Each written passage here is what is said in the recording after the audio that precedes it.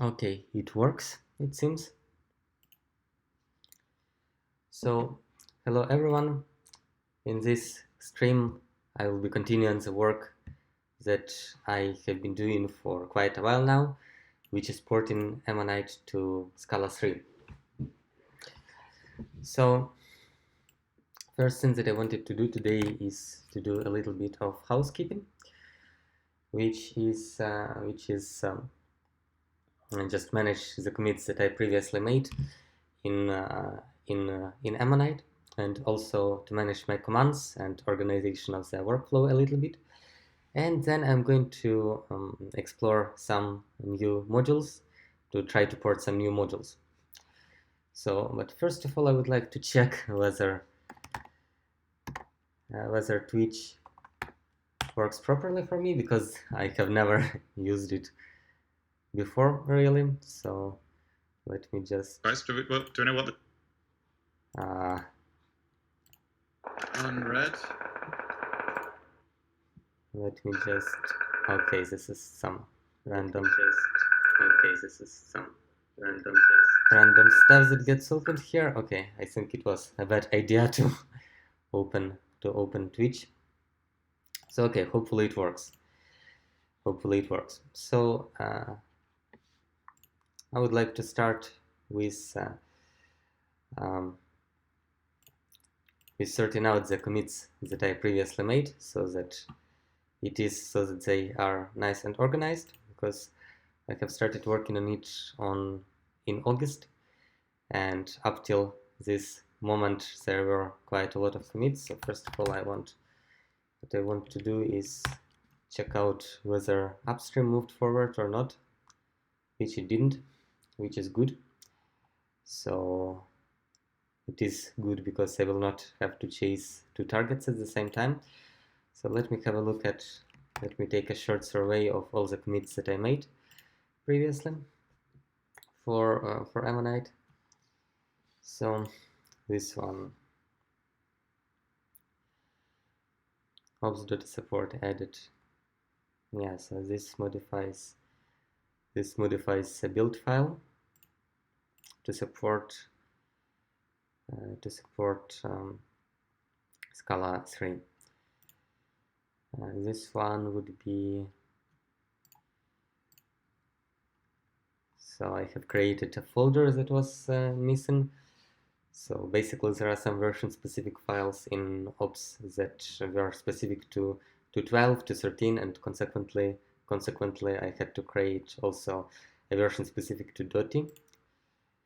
Okay, this one is also about build SC, so maybe a good idea would be to merge these two, to squash these two commits into one. Okay, it worked pretty fast. Let's check that I didn't forget anything. So yeah, this change is in, good. So this is the change that I mentioned previously, the two folders that were missing.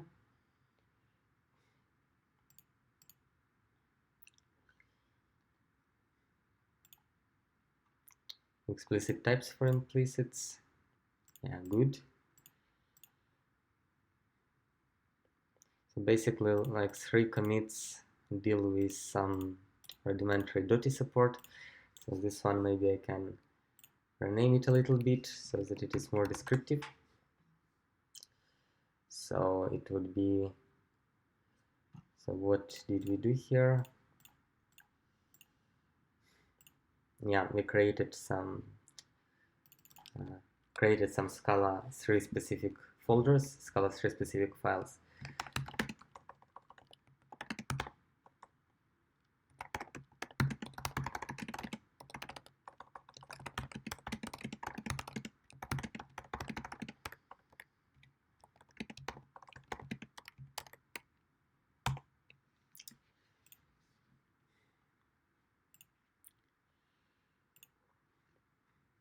So these are explicit types. I think these two can be separately, because this deals with explicit types and this deals with, well, some random changes that had to be made for it to compile. Honestly, beyond me, it is beyond me why did it not work out of the box. Maybe it was revisiting in the future why exactly it didn't work. Yeah. So yeah, actually, yeah, maybe it is worth revisiting.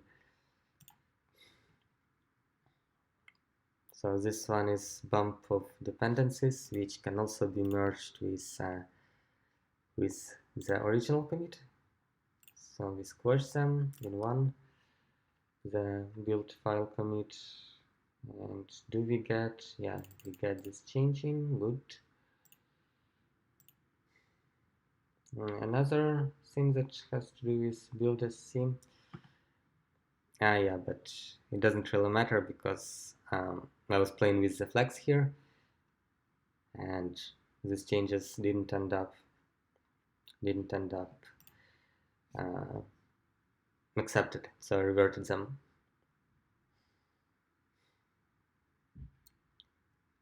.t versions. Okay, so here was the point that I actually decided to stabilize on a stable version of .t. So previously I was using snapshots and locally published versions with a .t version over here, and now I'm using a stable version 0.23.0 because it is easier to hit a target that moves once in a month than the target that moves every day.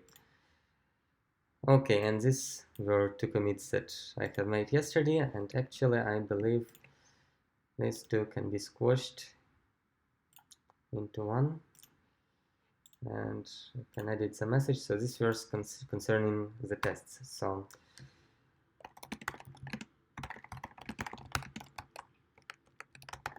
ops tests compile under .t. Okay, so now I can force push it to origin, where origin would be actually it is either staging or my private clone of Ammonite, and I actually forgot. Yeah, it is my private clone. Yeah. So yeah. So this was a little housekeeping. Otherwise, I think we can now start on actually porting the subsequent module of Ammonite.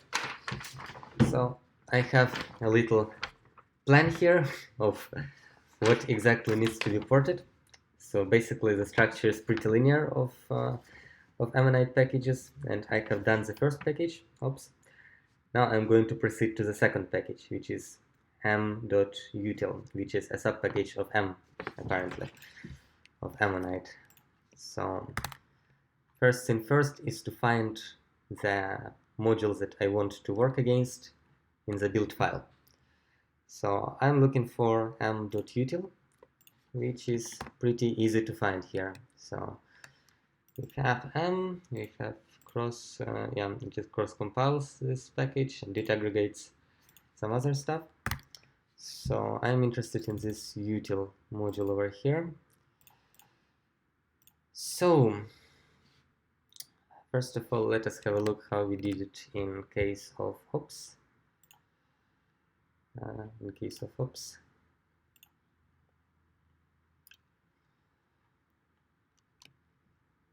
Yeah, so in case of hops, we just we took this module, and we have the cross Scala versions here, and we just added some .t versions there. So we can do the same thing with util .t versions. So by doing so, we have added .t to the versions against which this module cross compiles. But also what we have is two other things to take care of here. So first we have these two dependencies, which we need to make sure that they are published for .t 27 RC1.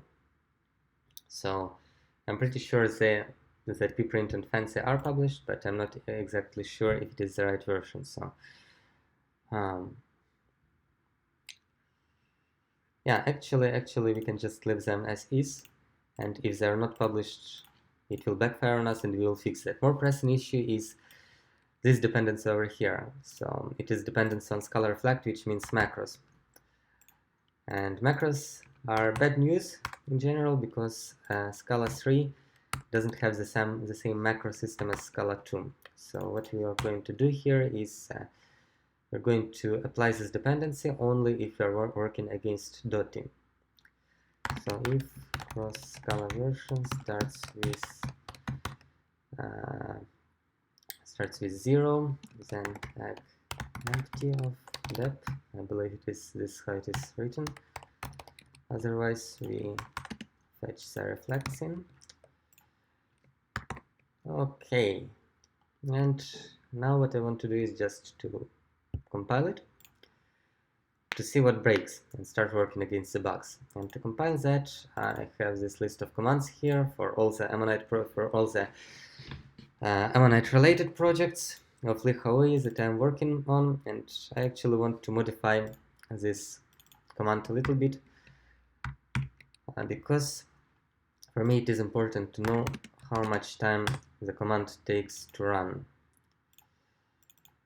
And it is important to know for me because this gives me a time estimate on how long a certain task will take to complete. A task as in troubleshooting a certain issue.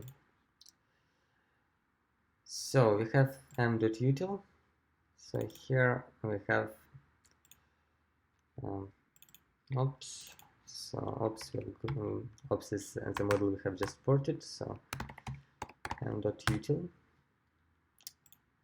dot run, and we want not to run but to test it.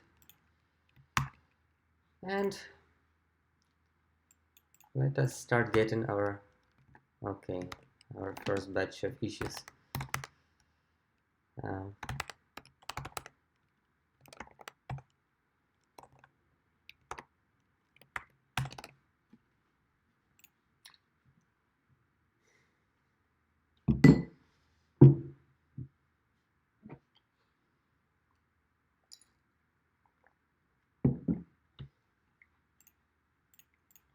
While it compiles, I can take a look already at where exactly the macros appear, because this module is going to be all about macros.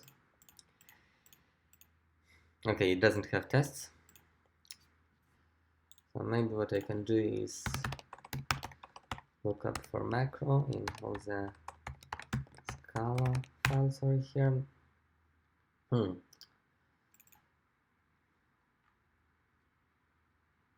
Oddly enough, we do not encounter a lot of macros here. Oddly enough, we do not encounter a lot of macros here, and yeah, so what we want is just compile it because there are no tests for this module. What does it actually do, I wonder?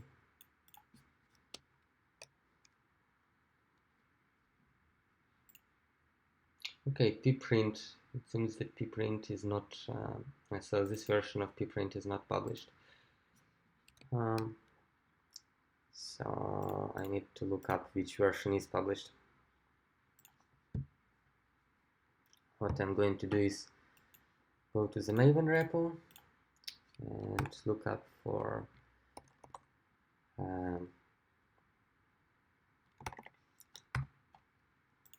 this library.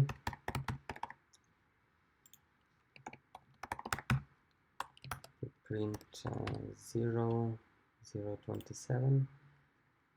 0.6 is available, so we're going to modify the build file to go with 0.6.0. And while we are at it, we are going to also check the fancy, because fancy might have the same fate as pprint. Fancy 27, 0 to 9, 0 to 9, good, should work. Let's try again. Let's try to get these dependencies right.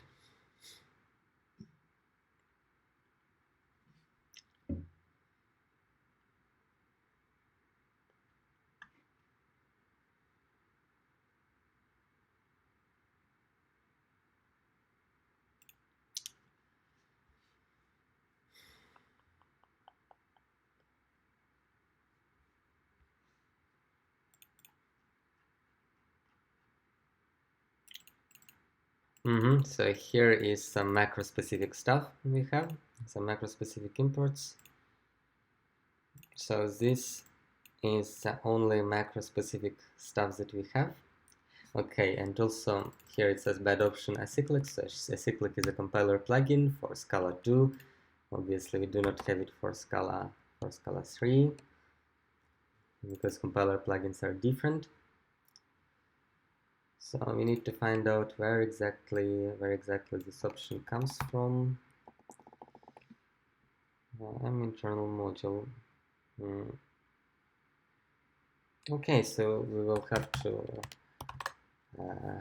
test if you are working against Scala 2 if you want to use acyclic. Because Scala version starts with 2. Then we are going to return this, else nil. See if it works.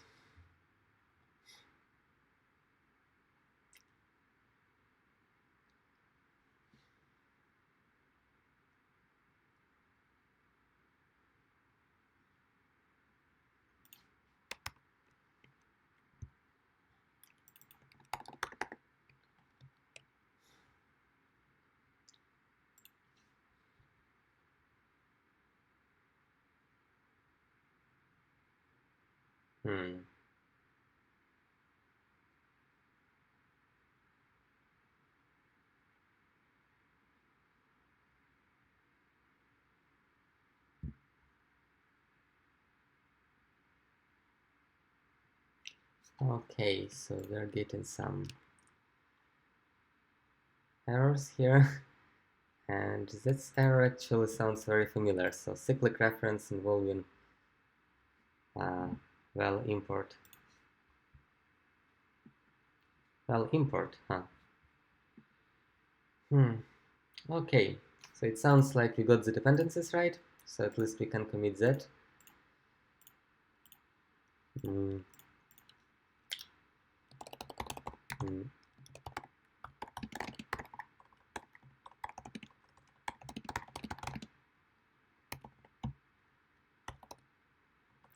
Util. So we can save the game here.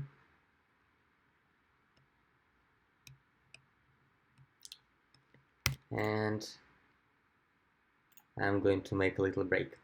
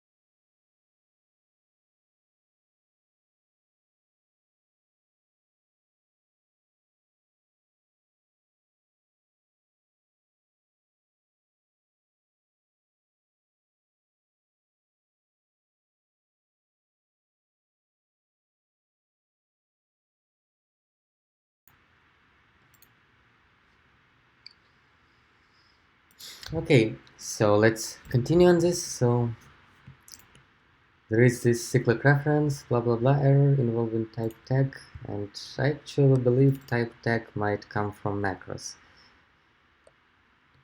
from Scala 2 macros, and hence it is not surprising that it doesn't work. Yeah, it does. It does come from Scala 2 macros, and it doesn't work. So what we need to do is to understand what actually the macros are used for here. What is this model used for?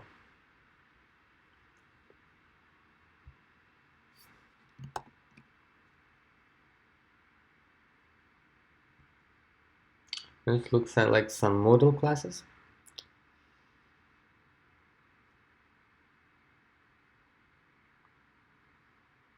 Something concerning predef files. This looks like it is used for errors to throw exceptions.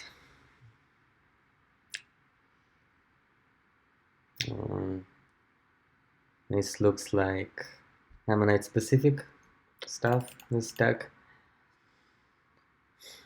Now this is where macros come in, the Scala 2 metaprogramming. Just out of curiosity, I mean, it doesn't involve any macros. It just involves the macro API. I'm just out of curiosity, what will happen if I use Scala 213 macros in this case? What's going to happen?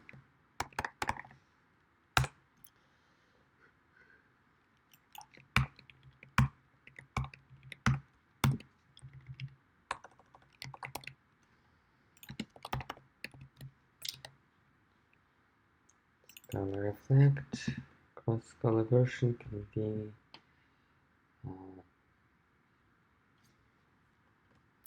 let's have a look how it is defined. Maybe you can just look it up in Maven directly.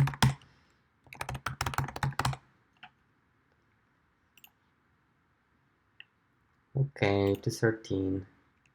Now let's just try doing it for 213.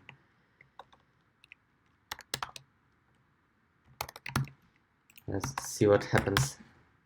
I'm pretty sure it is not going to result in anything good, but just out of curiosity, since it doesn't involve any macro expansion.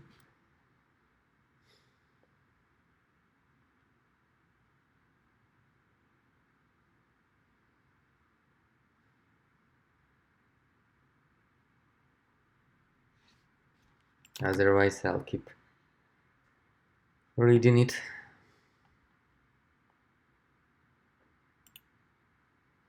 Okay, that's just an assert.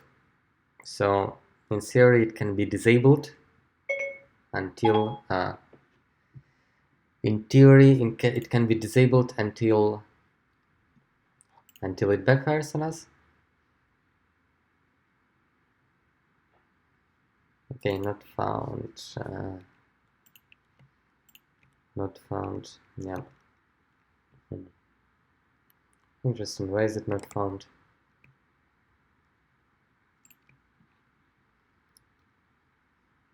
Scala reflect or Scala length. Scala reflect to 13.3.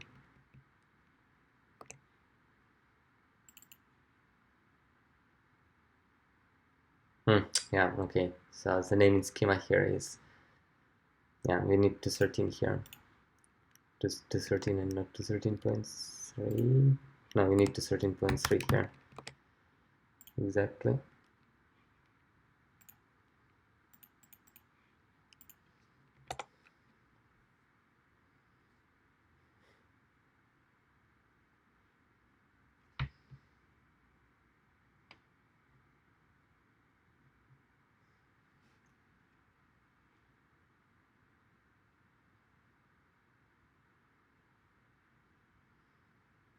So this one should find it already, in principle. yeah, if I manually hard code the reference, then it finds it all right.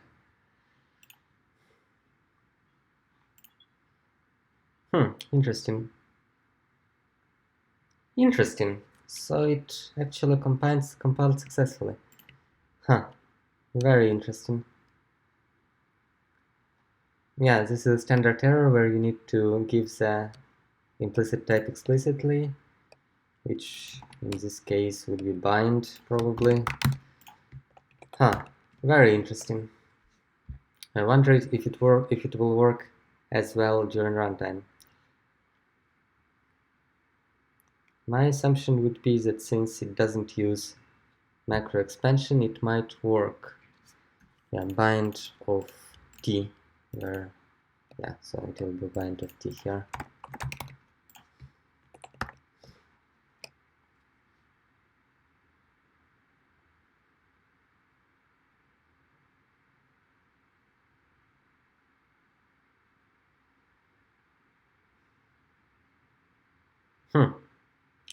Well, at least what we have here now is that it compiles. So maybe here I make this fork that in case it is Scala 3, then we are going to use the library for 213.3, and otherwise we are going to use the library for Scala 2 for whatever cross version we are using. So maybe like this, format it nicely.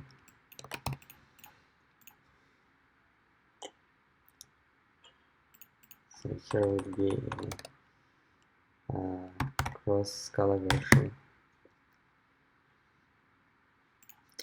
Let's just try compiling it again to see if it works. It is too bad that I cannot test it.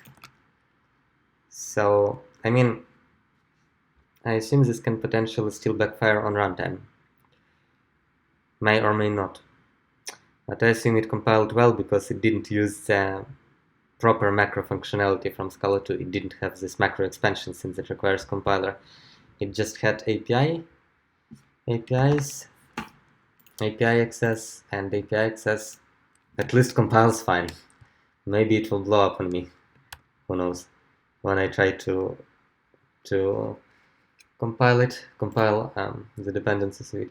Okay, so Dotty stuff compiles fine. What about 213.3?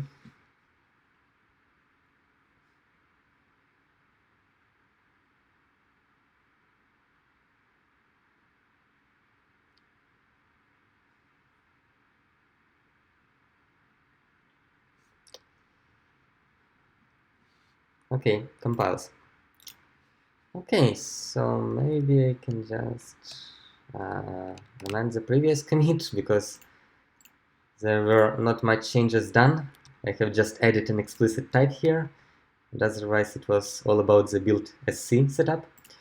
So maybe I can modify the message util compiles with Dotty and then push it. Okay, push it like this. And push it previously, so I do not need to force push it.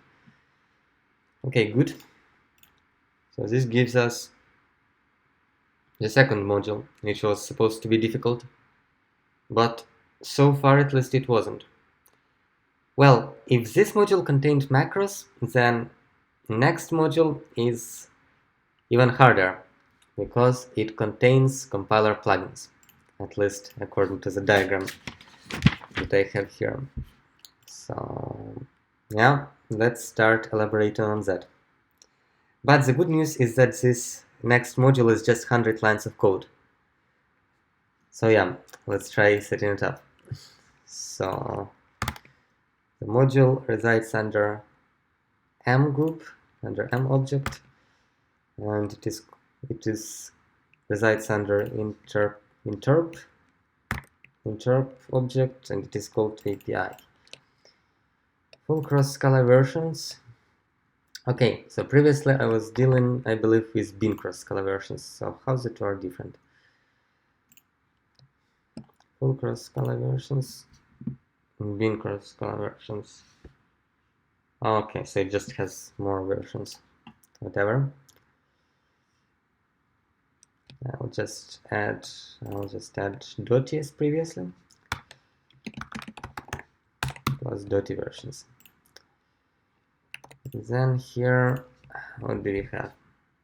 So we have dependency on Scala Compiler, and that's why I assumed it has compiler plugins. It also has dependency on Scala Reflect, so possibility of macros.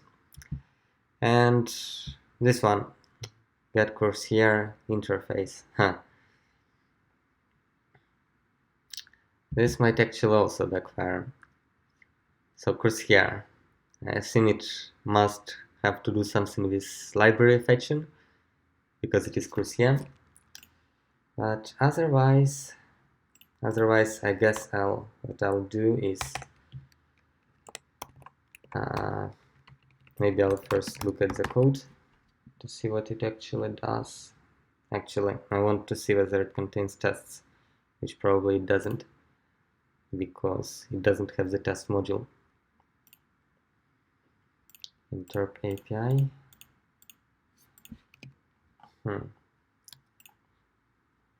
Okay.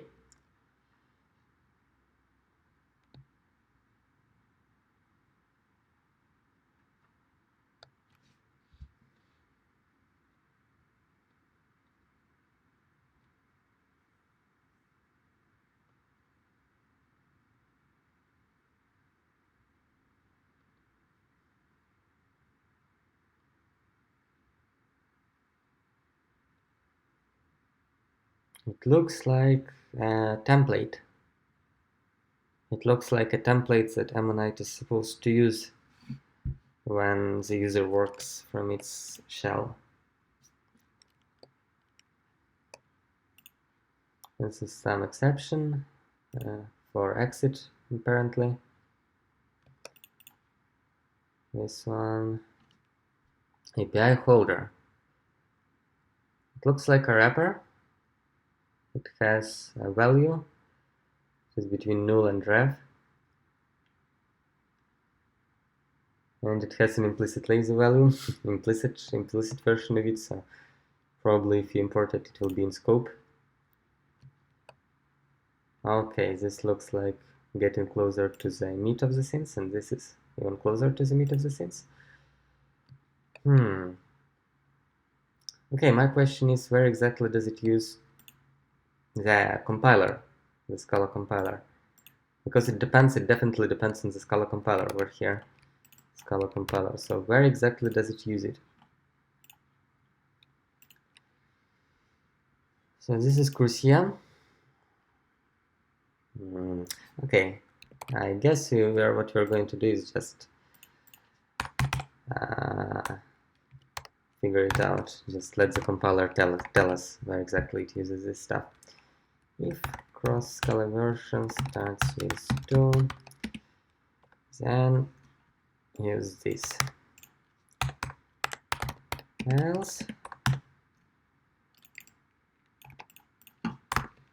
Else what you are going to do is just disable this and this and see where it goes.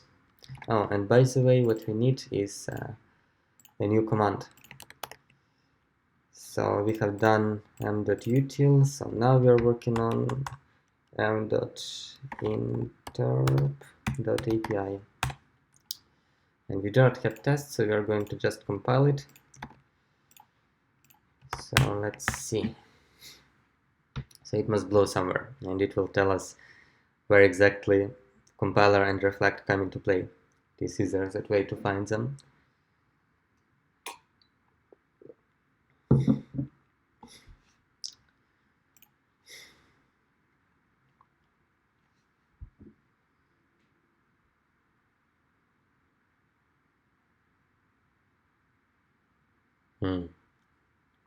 Interesting.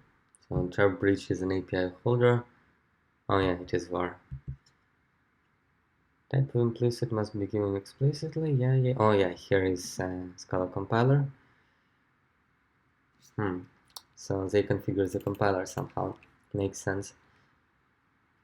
Pre-configure compiler, configure compiler, switch. is in Interp API. Okay, I mean, it doesn't have a body.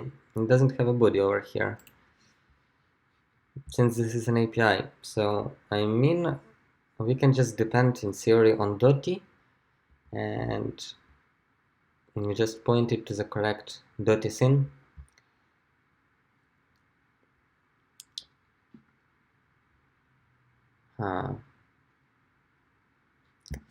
I wonder why did it not blow about the reflect anywhere. I mean, I wonder if we try to compile it for 213 without reflect, will it blow up or not? Because I didn't see any usages of Scala reflect here.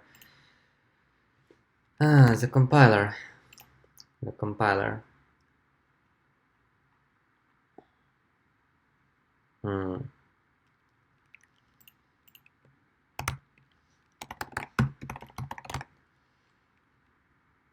I'm not sure how the counterpart of this global scene is named in Dotty.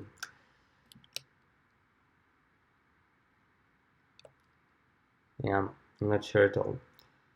Preconfigures the next compiler. So these are the things that apparently Ammonite actually invokes down the line. Well, it doesn't need this reflect, so okay. It didn't blow up without reflect, so it is beyond me why exactly was it included here. So okay, I'll just remove it from the Dotty version, and in case of Dotty we are going to have the... Well, I guess it would be very stupid of me to just hardcode the 213's compiler, right? Because that's not what we want. That's not what we want. The Ammonite, if it is going to support Dotty, it is going to use the Dotty compiler, not 213. So we really should point it to somewhere to the Dotty compiler. But the thing is that I have no idea how exactly it uses this API. Okay, so maybe I'll quickly have a look at the package that depends on this API thing, which is ammonite.repl.api, and I will see how this API is used there. So configure compiler, package will be REPL API. I mean, it is named API, so it might be as empty as before. Okay, I'll just look up the entire sources here. Scala. Nope, nothing. Pre-configure compiler. REPL API. Finding files. Nothing. Well, I guess what I will do is, the thing is I'm not sure how this API is used. So probably what I'm going to do is just leave it as is for the time being and proceed with the subsequent modules. And then at certain point I'm bound to encounter the need to use Dotty to compile stuff. And at that point I'm going to return to this API scene and revisit it. So I'm just going to save the game real fast here, just to make this module compile and allow me to progress to other modules that depend on it. So it will be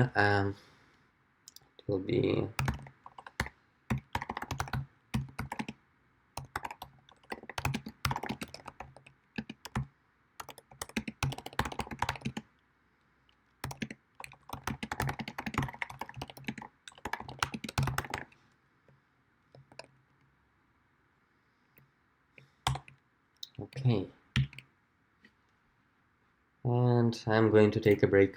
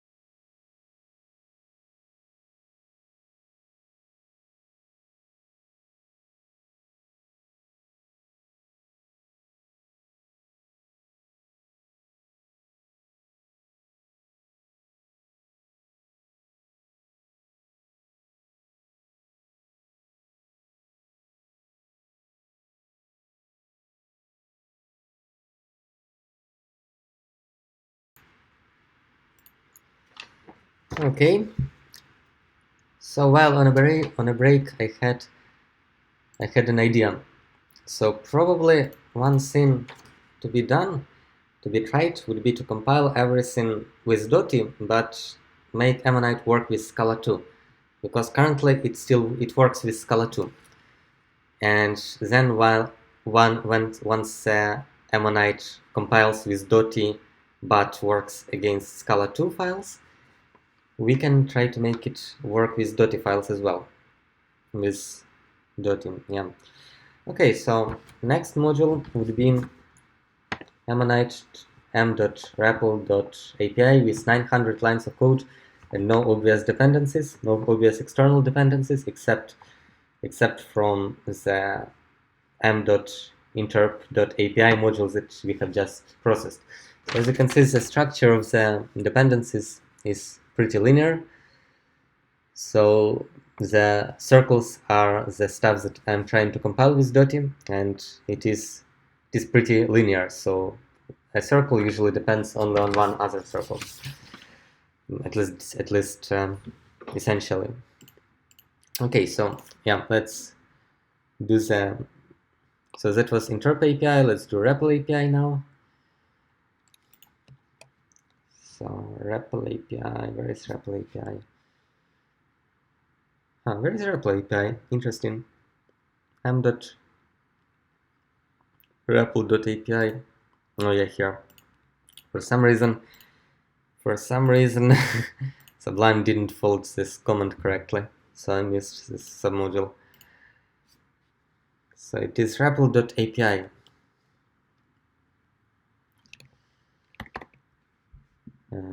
So full cross Scala versions. So we will do that. We will add Dotty here. Dotty versions. Wow, it has a copt. Which is interesting because I completely missed that out when I was looking at it. But maybe a copt doesn't use macros. Maybe that's why I missed it. So so what I'm going to do now is make sure that for 213 for Scala 2 it stays as is, and for Dotty it explicitly uses 213 version. If Scala plus Scala version starts with 2, then use this thing. Else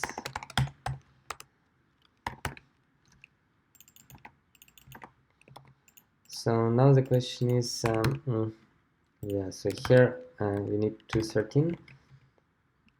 Yeah, I guess this should work, hopefully. Otherwise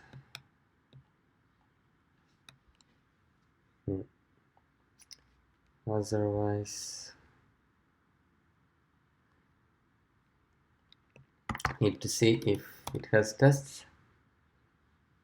Seems that it doesn't. Okay, but it has the 213 and 212 specific files, which we will have to address a little bit, because if they are different from Scala 2 from Scala 212 to 213, then they're bound to be different for Dotty as well. So here we are going to be working against m.REPL.api, and we are trying to compile it.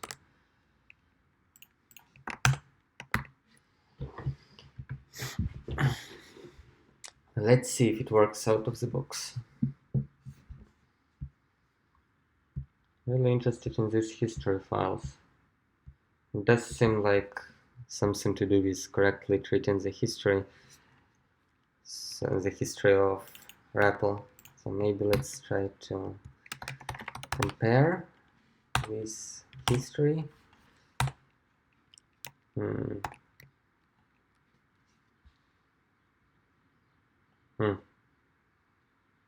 I think it is. Yeah, I think it is different largely because of the collections. So the collections progressed from 212 to 213, and that's why they're different. Wait, why exactly did it fail? Interp API. Wow, I forgot this from Interp API. Forgot this change. Wonder why did it compile at all? the Interp API. Because this file, this error is from the modules that we were working previously on before the break. And I committed it as done. Okay, this is REPL API, so maybe I'll quickly commit this change to my previous stuff. So stage this hunk.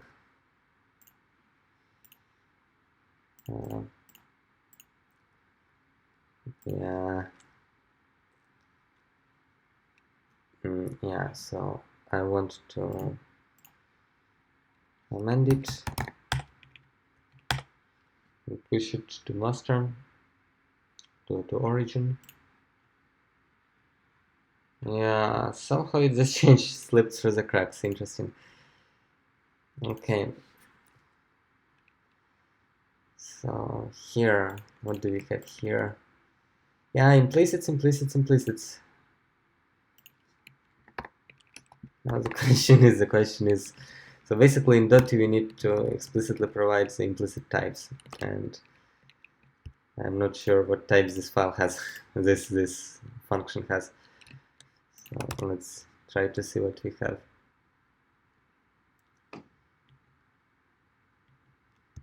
This is a function, right? REPL API pprinter. Pprinter is ref to pprint pprinter. Interesting. So probably it is ref to pprinter. So, let's try to take a guess here. Oh yeah, pprinter is a ref to pprinter. But then we are calling it. Yeah, so what will it return us if we call it? I need to look it up. For ref, I think ref comes. Where does it come from? Doesn't look like it comes from reflect or from the Scala compiler because we didn't have the dependency.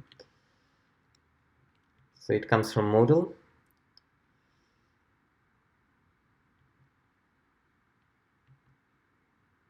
Extends stable ref, and stable ref apply returns t, so this must return this thing. This, by the way, probably could have easily been done with the semantic rewritings and Scala fix rules, because as far as I know, the Scala fix for Dotty, it can rewrite these types for yourself, but I never managed to get it work as well as I would wish it to work. Okay, history. I know why it fails, because history is defined in the sources specific to 213 and 212. So we need to create the. So it is not visible from Dotty. We need to duplicate it. I'm going to duplicate the Scala 213 for Dotty, just because Dotty is supposed to use Scala 213 library. And so hopefully what worked for 213 will also work for Dotty, for Scala 3. So more issues to shoot, hopefully nothing too serious. What we have implicits, here result type must be given explicitly.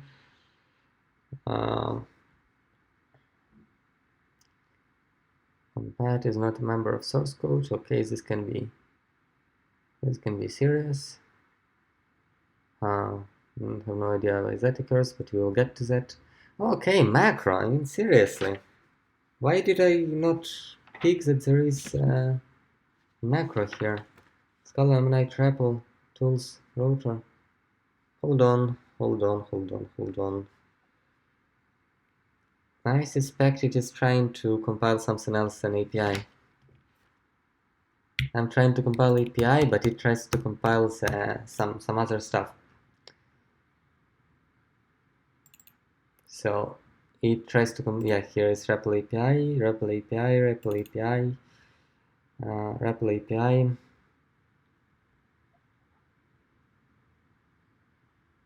REPL tools. No, still REPL API. Yeah. Okay. Ammonite, REPL API, SRC main Scala, SRC main Scala, Ammonite, REPL tools. Yeah, that was from here. Huh.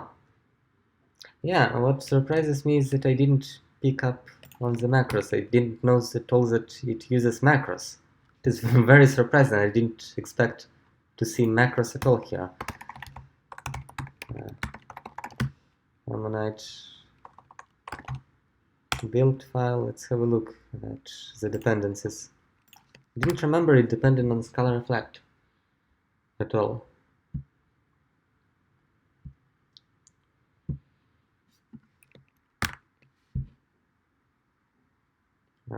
So we have REPL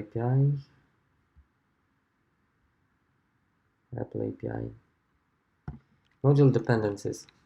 So we have ops, we have Ammonite util. So ops was the first one that we did, Ammonite util the second one, and interp API was the third one that we did. And it doesn't have any macro suggesting dependencies, but since it depends on all these modules, I assume these macro dependencies can end up on the class path. So it does use macros. Well, okay, so what I'm going to do is just work through these errors one at a time, just to reduce the amount of stuff I need to deal with. This will be color. There's some, I'm going to populate these types. This will be strings. This will be router entry point. Oh, okay. Entry point is not a member of object Ammonite main router.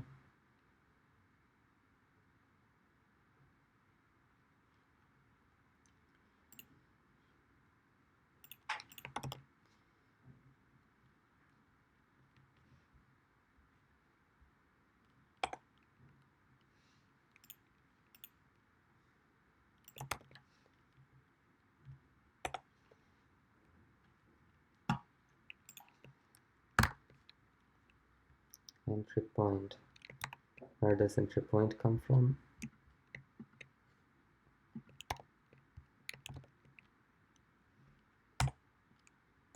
It comes from here. Yeah, router does have entry point as its member. So what it says here is totally wrong, and it must pick up on this type. Sequence entry router. Yeah, so this is object router, and this is the entry point it is referring to. Okay, we'll return to that later. Okay, I'll try to compile everything again so that to eliminate the errors I fixed already.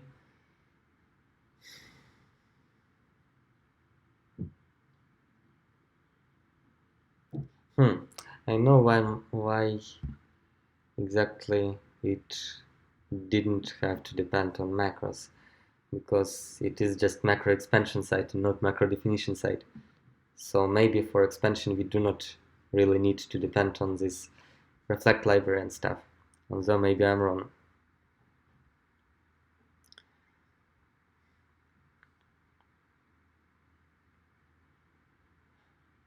Type entry point is not a member still. Although compat is not a member of source code, that can be made available from an extension method. Again.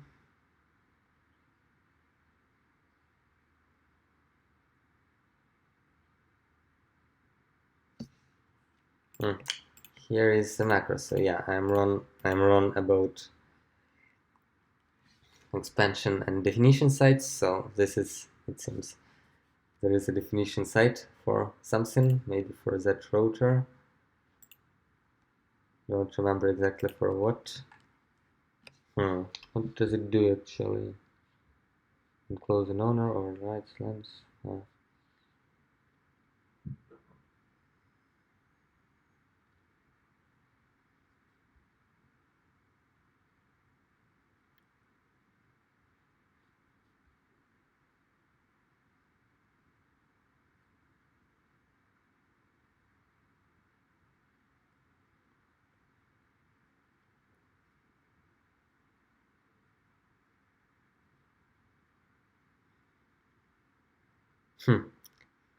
So this claims to construct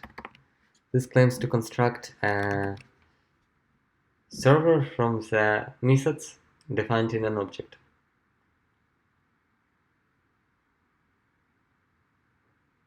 Macro implementation. So probably the way it should work is you call this generate from some object, and then it creates this object with overrides, which counts the overrides. But why exactly would we need that in Ammonite? Generate routes implementation. Oh yeah, so this is a route entry point, and the implementation is generated here. So the macros are quite simple, which is good. Here we just but the problem is that it looks at the enclosing owner, and that information we might not be able to obtain from Dotty macros because they are type checked differently than Scala 2 macros. Okay, so these are the macro problem. Yeah. So I have seen that.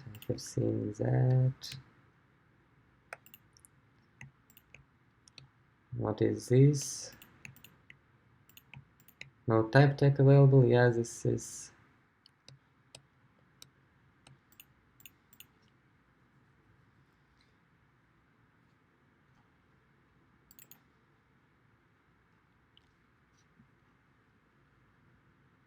Yeah, I believe type and type and type of and all this stuff is imported from universe, from the macros. So basically router is full of macros. And where does it live? It lives in tools. Okay.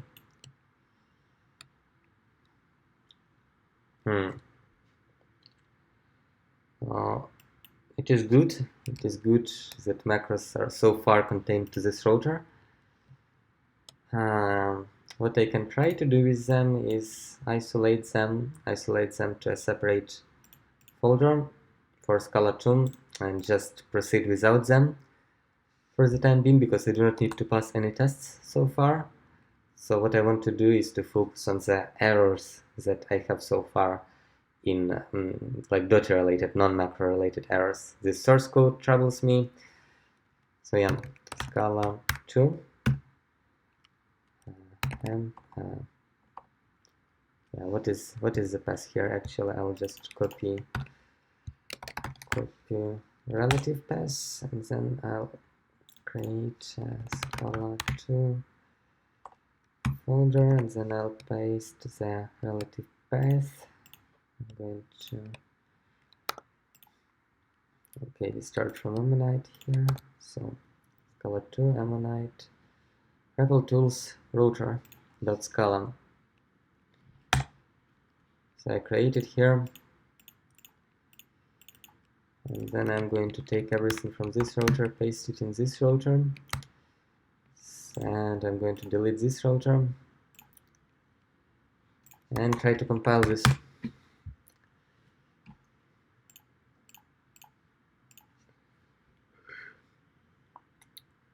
My hope is that nothing depends on that router within the project. And okay, 35 errors. So somebody else apparently uses macros. Okay, the sugar also uses macros, so the sugar will join the router. in Scala 2 related libraries, in Scala 2 related sources.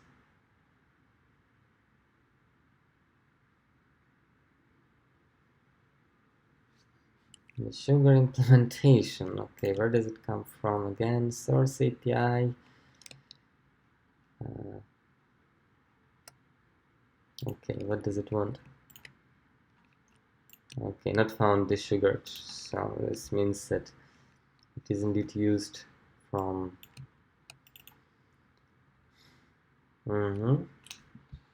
Yeah, so probably what you can do is you can copy it back, but copy it and not anything else. So, yeah, so what we want to do is take this file, copy it, copy file. I need to copy the entire file. Copy name, relative path, okay. Yeah, maybe duplicate,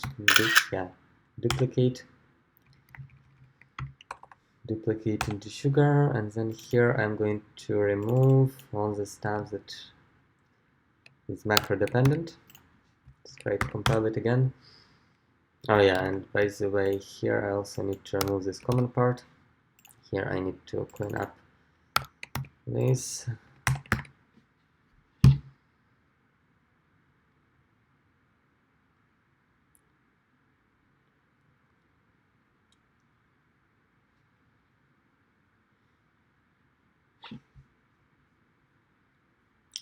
So we have 31 errors. And we cannot find this source code .compat, which is pretty weird.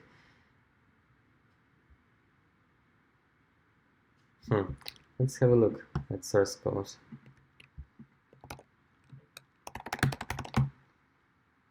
Okay, it is. It lives in SRC2, and it has some. Okay, it has this enclosing owners that everyone uses, which is completely source code non-specific.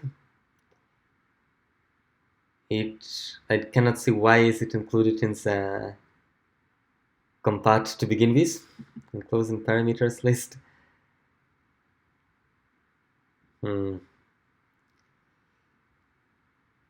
This also sounds pretty generic, enclosing param list. So what does it do? Nearest enclosing message. So it will hit the nearest enclosing message, and then it gives you the list of the parameters of that enclosing method, which might not play well with Dotty, because as far as I know, Dotty doesn't allow us to look up the enclosing owners because they are not yet type checked when the macro is expanded, at least as far as I heard. But I wonder why exactly it is SRC2. So source code, so what is the path?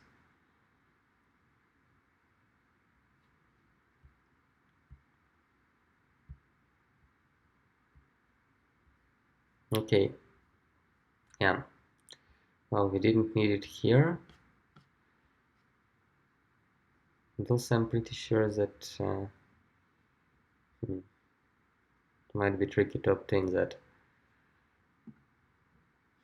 Yeah, but it is not a very good design to depend on source code for the generic macro methods, because the macro methods here are generic and source code is supposed to do with all things well source code. But I'm going to do a break now.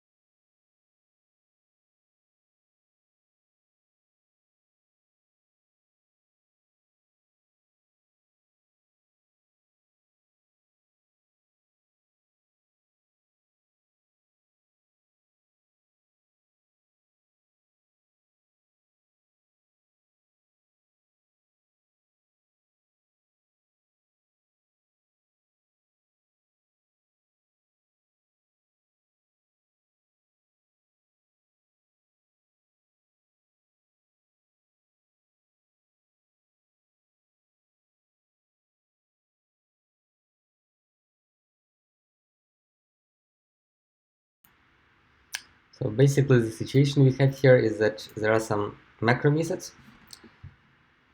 and it would be good to have all of them isolated, like all of them.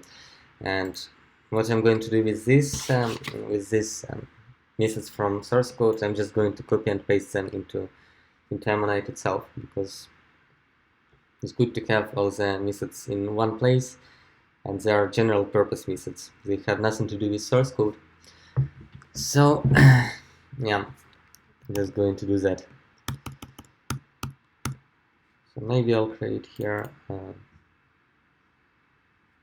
something like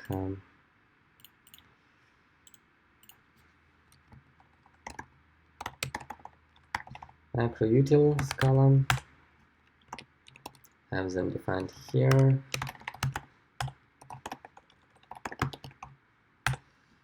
And okay, yeah, we should be able to do that.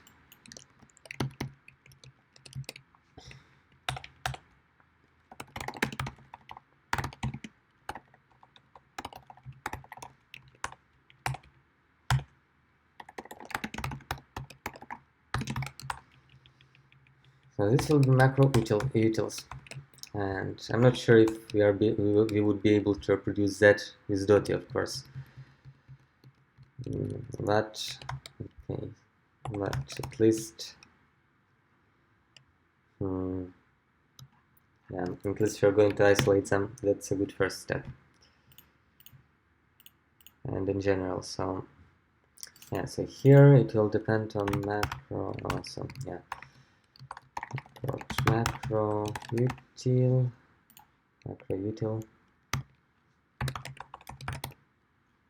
or maybe I should call it owner util, I think.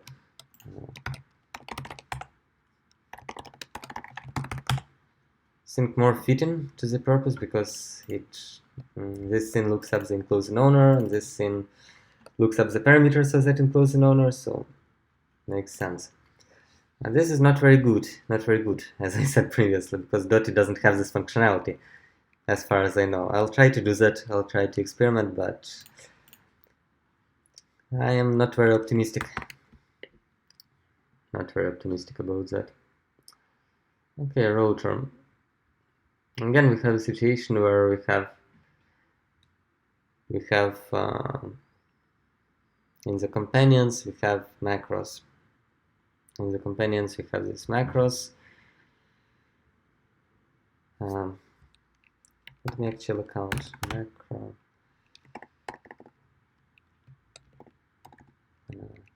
white space, maybe. Yeah, only 2 macros.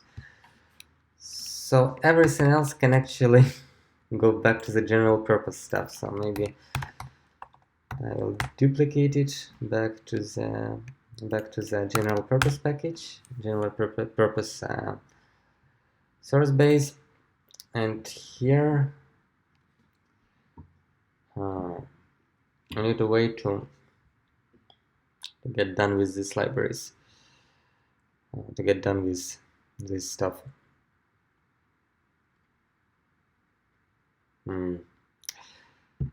Okay. Yeah, maybe for the time being I'll leave it deleted from here.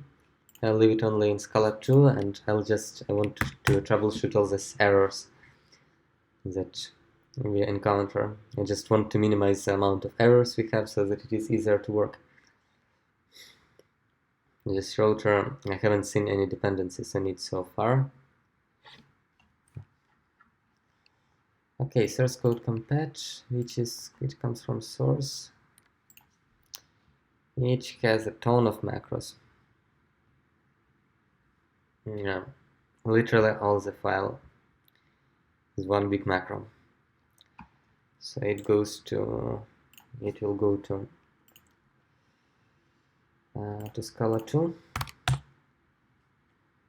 move, and then here this dependency will be replaced with import owner util.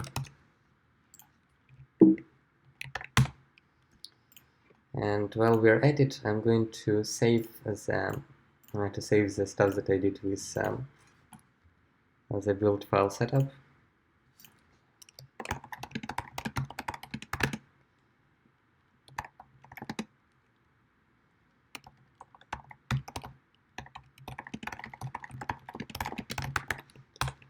Like this. Okay, otherwise, one error found. Yeah, this is dramatic simplification. This import. We do not need this import here. We don't have macros here. This is split.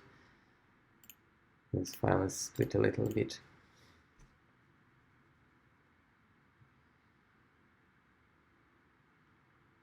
Okay, compiles under dotting. What about Scala 213? 213.3. So very good. We have. So the not very good thing is that we do not have any tests. I would very much prefer to work against tests that break, so that I'm able to run it and I see which macros break. Not found. Macro util. Oh, okay. Owner util.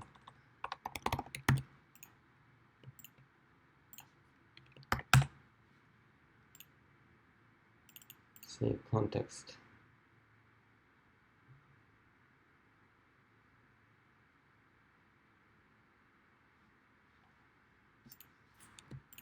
I feel that we missed some imports. Let me have a look which imports we had. So the sugar.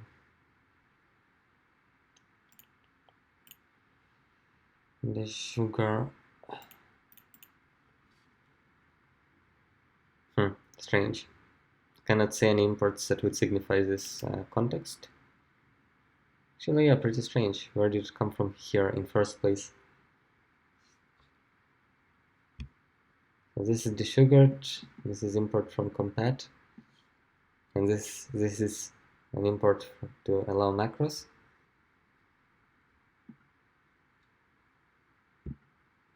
And it is everything as it was. Well, whatever. I'll just import it explicitly, I guess. Context, Scala reflect macros, I believe.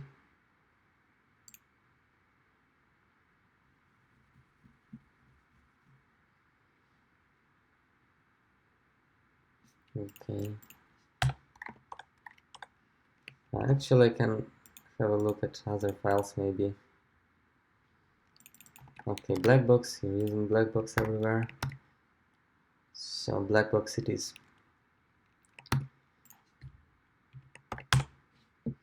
Surprising, surprising. I do not like it. I do not like that I have to add another import to make it work.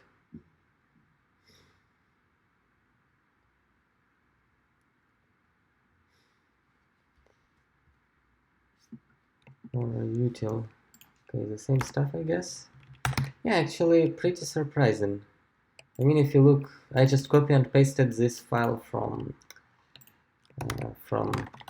compat, which is source code compat. Okay, okay, okay, okay, okay. I see what happened here.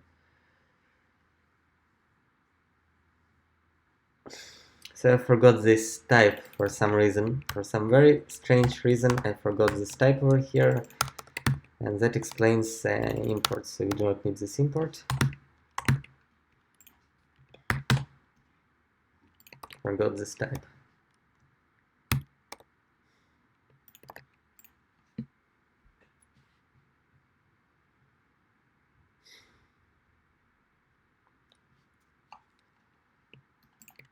Owner util. Not found. Owner util. I mean, come on. Here it is. Owner util. Why does it not found it?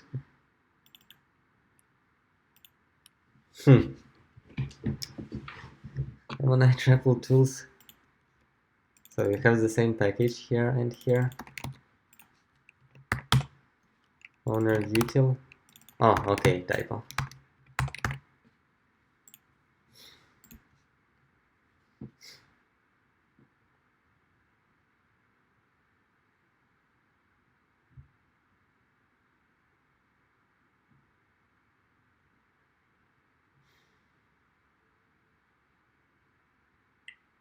compiles under 2013.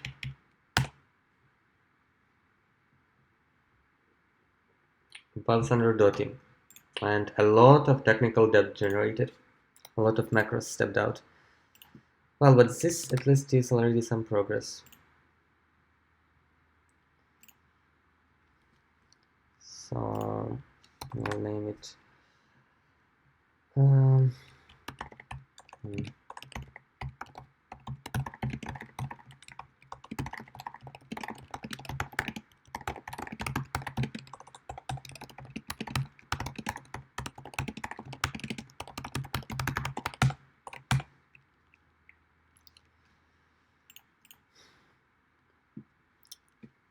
okay.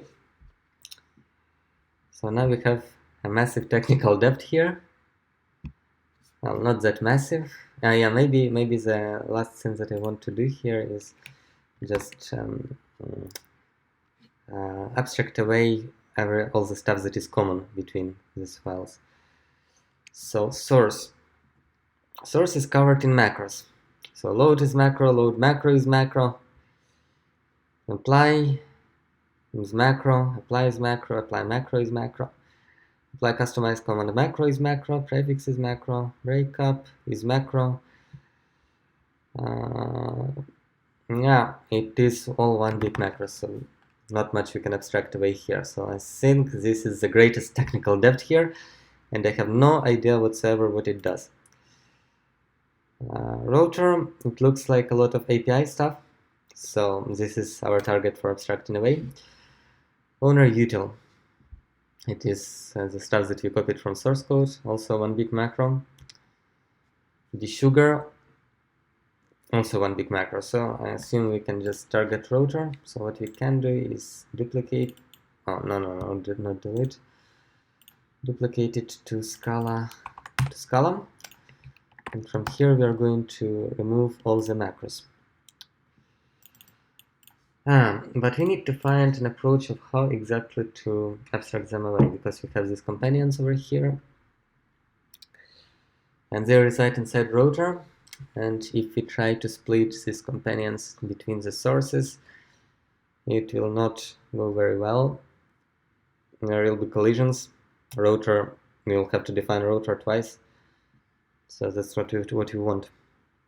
We do not want to define router twice for all the sources and then for Dotty and for Scala 2, because the general purpose router will collide with the special purpose router. What I want to do is to extract this macro somehow. Yeah, I believe it is important that it resides in the companion of overrides, because this way the implicit lookup will be able to pick it up.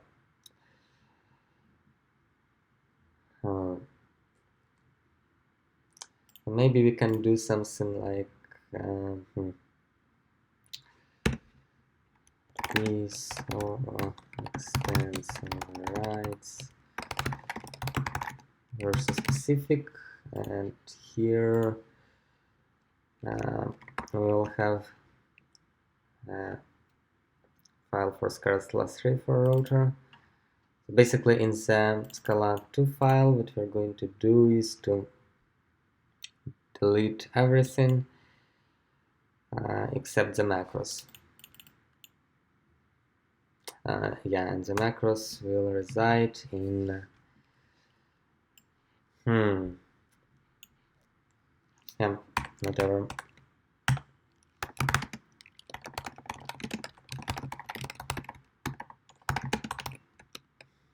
Might not go very well because okay,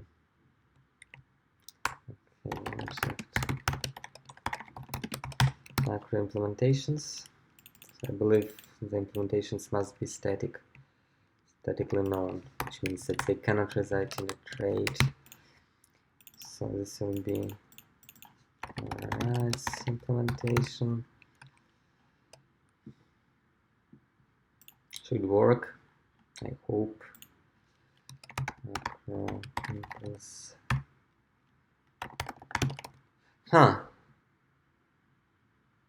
Actually, we can just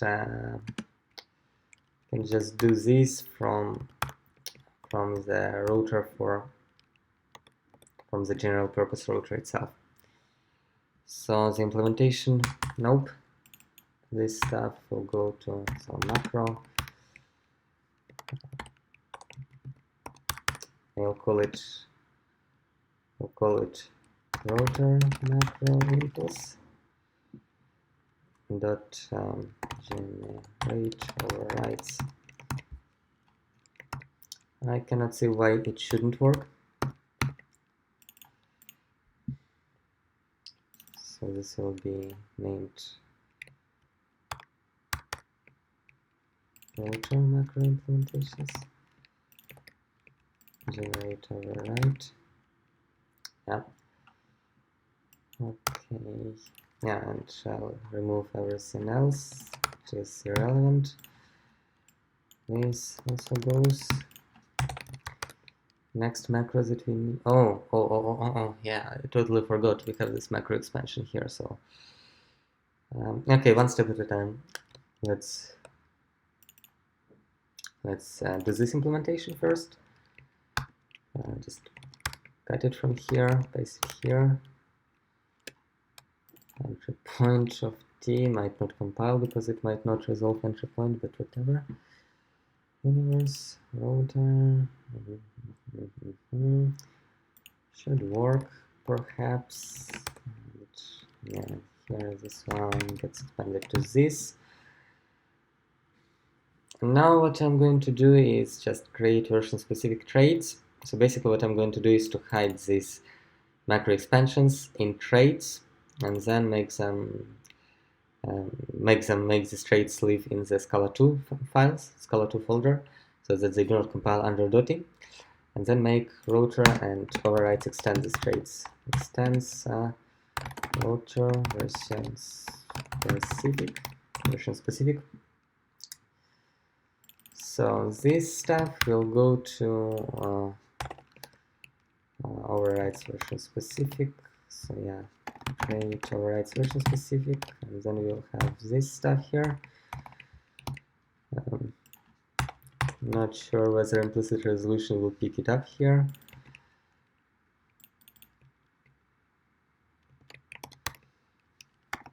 Create this, then this.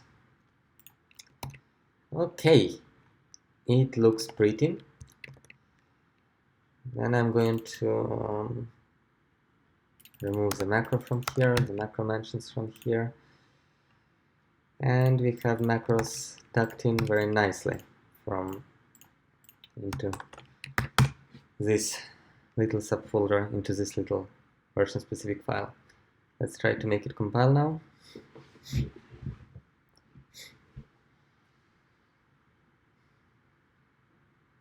Errors. Oh, yeah, of course, router version specific. So basically we are using this trait name from the shared file, and we have defined it only for Scala 2, which means for Scala 3 it is not available, which means we need to make it available for Scala 3. So to do this, we are going to copy the path for this relative path, and from here we are going to create a folder starting from Ammonite, starting from Scala 2, Ammonite, repo, blah blah blah, routes, root. Then we are going to copy paste this stuff so that we know what we need. Oh yeah, by the way, static annotation probably do not need. Mutable collection, I don't think we need it here, don't think we use it anywhere. And from here we also need to remove this. Here macros, no. Scala 3, no. Generate overrides.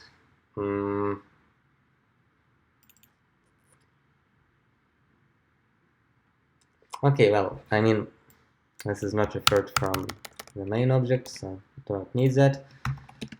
And this is stubbed.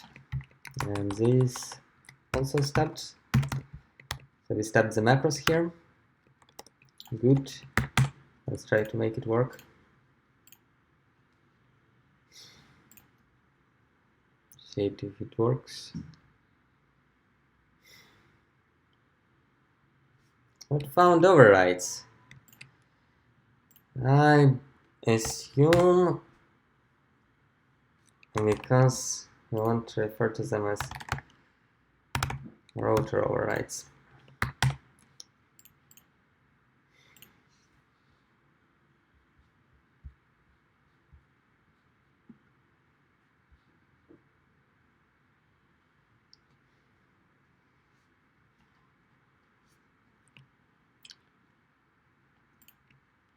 Huh, okay. Oh, this is not good. This is not good at all.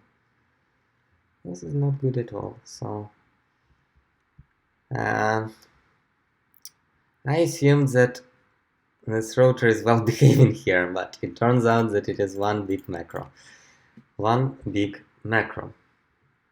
So we have this class router here, and it has a context which is macro, and it has universe, and probably, yeah, it is all about macro.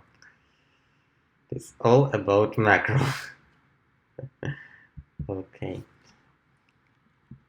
We're going to take it and put it. This is not good.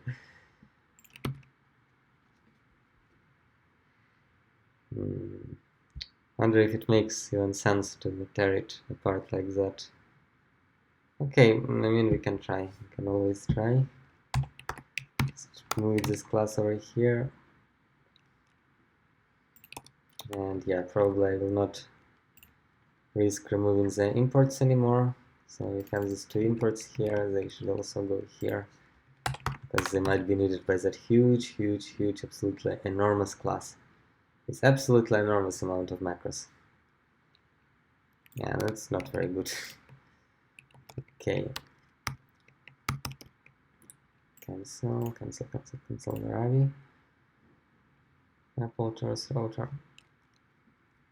Okay. So this looks like Scala.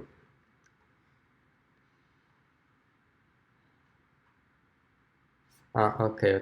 Where was that class? I wanted to remove it from here.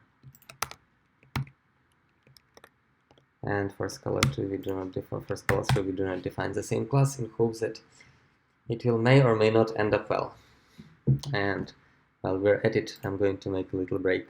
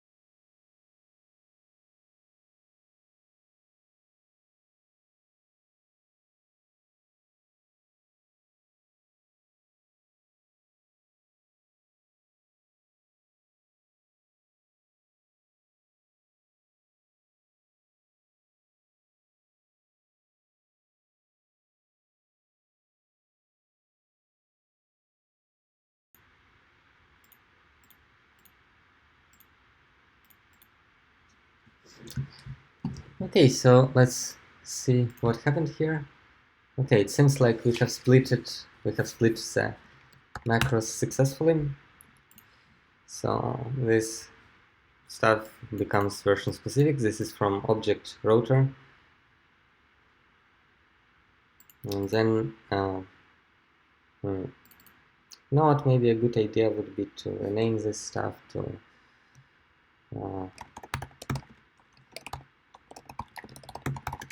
rotor version specific.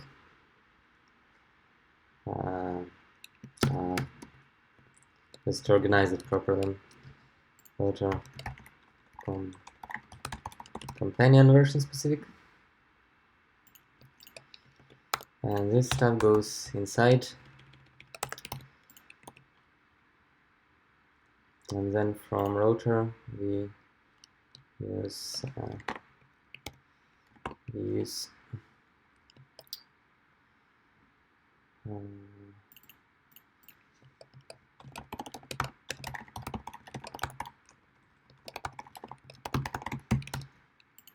this formulation.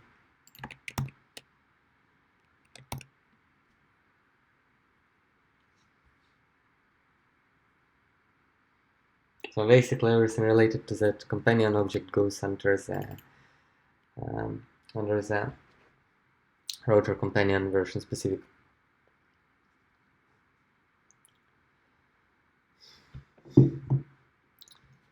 Okay,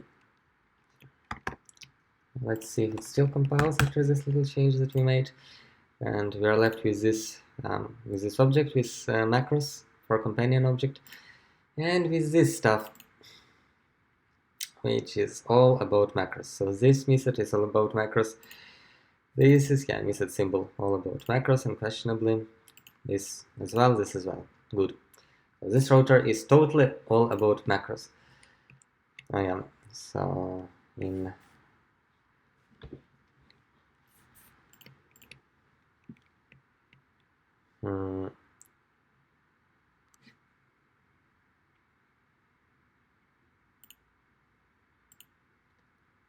okay, where exactly did this stuff go?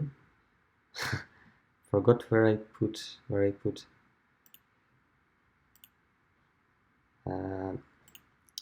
this companion to begin with. Oh, Scala 0, Scala 2, okay. Scala 0, Scala 2, okay, this is a bit crazy. So I need to move it to...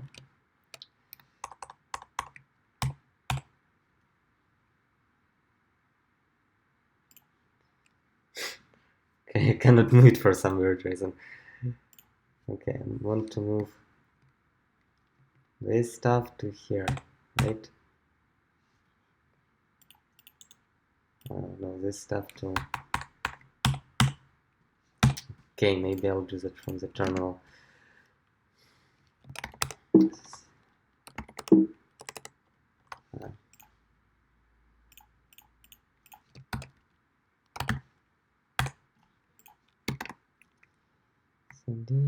Yeah, maybe I can copy absolute pass d to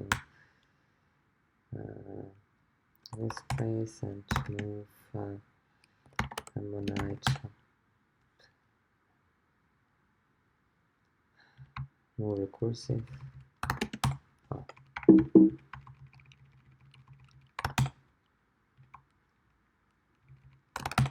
Huh, weird. Why does it not move this directory?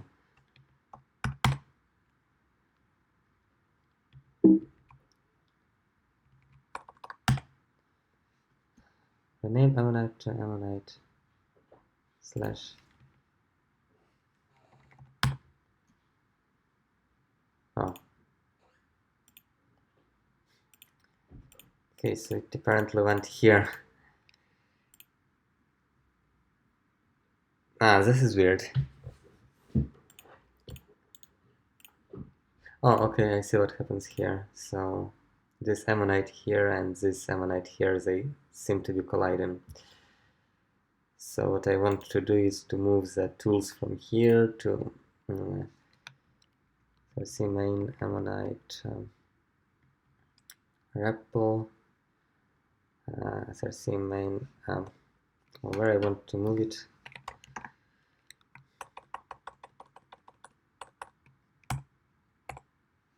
It's here, tools router,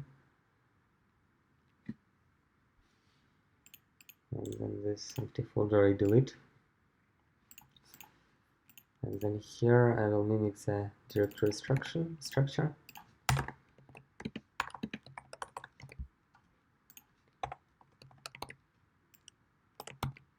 Object router. No, not from here, from here.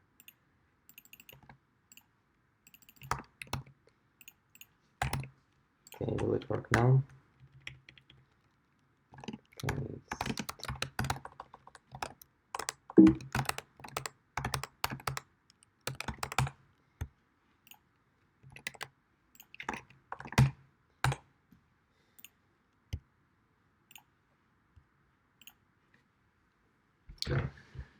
will it work now?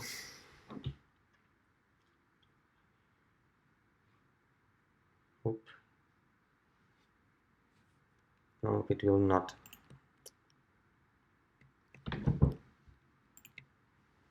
Since router companion version specific not found. So why exactly is it not found?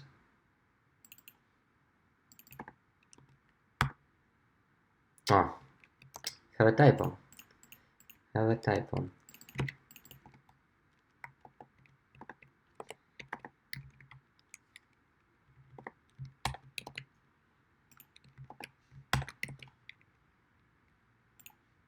Correct it everywhere.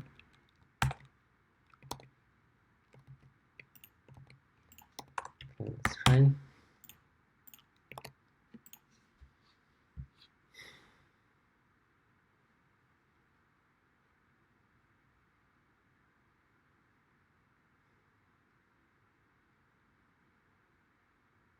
Works.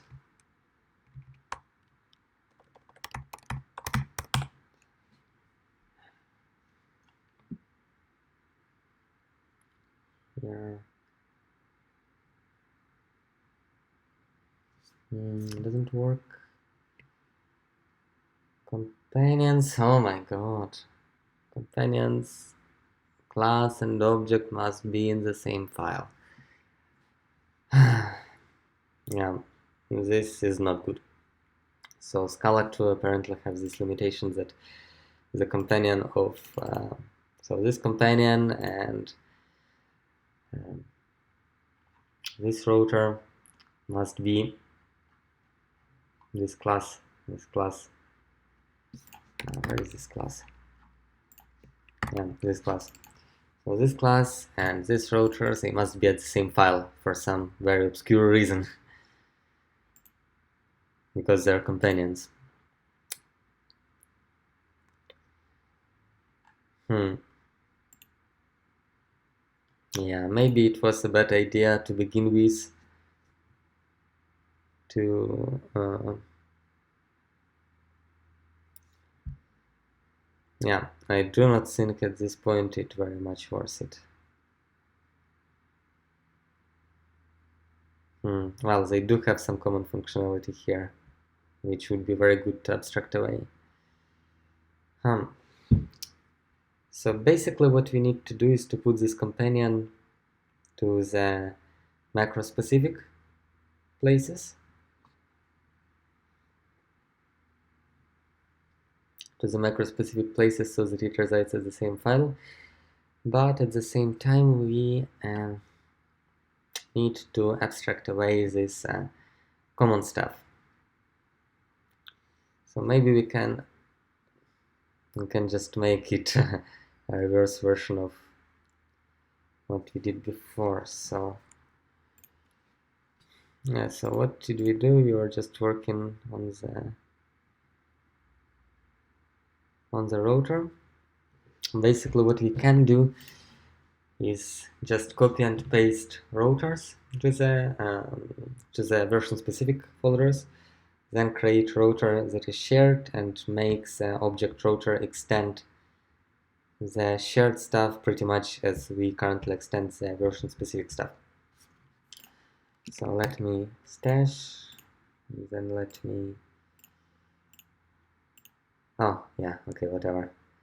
I guess I can drop the stash now. It didn't account for the stuff that I had this file that I'm currently closing.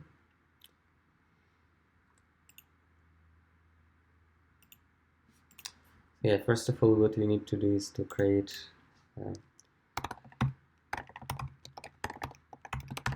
version specific files.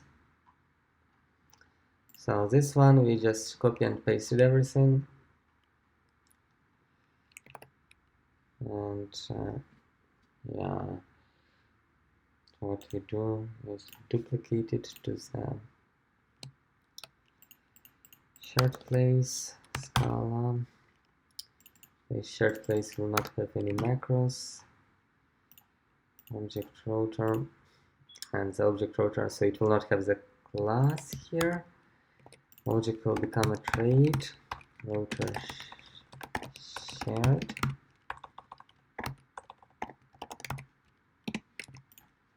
And what do we share? We share, so yeah, overrides, it just removes them all because the requirement that they must be at the same file also spreads to that. Doc main can be shared, generate roots, no, cannot be shared, case class, yes, thread dashes, entry point. Basically everything else can be shared from here. And then what we will do is go to here and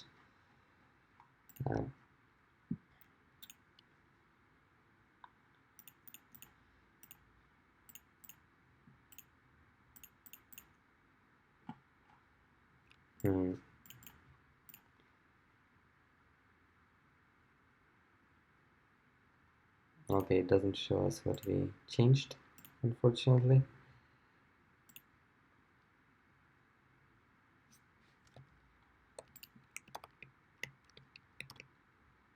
So in Scala 2, what we're going to do is we leave everything macro related. So this goes, generate roots,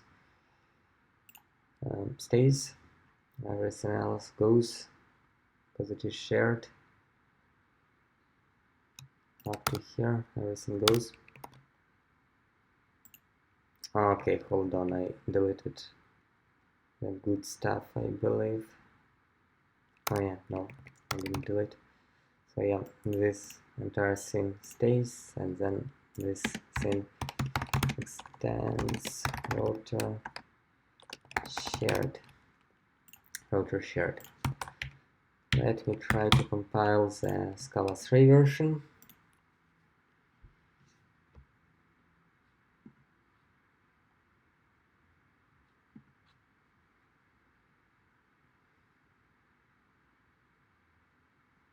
Compiles. Let me try to compile 2.13.3 version.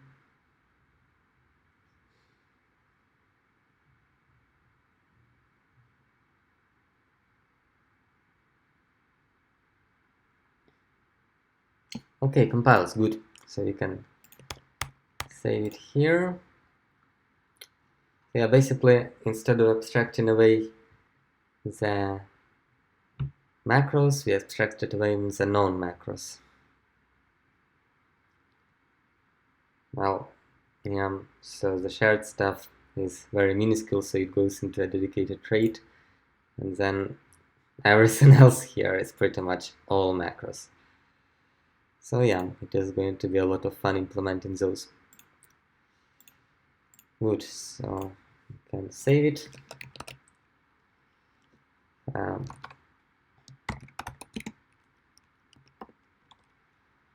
Macros.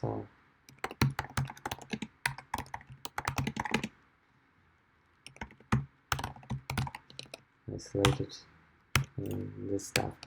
Good, so we have this stuff compiling, and I'm not going to implement those macros until I encounter the need for them, because otherwise I cannot test them.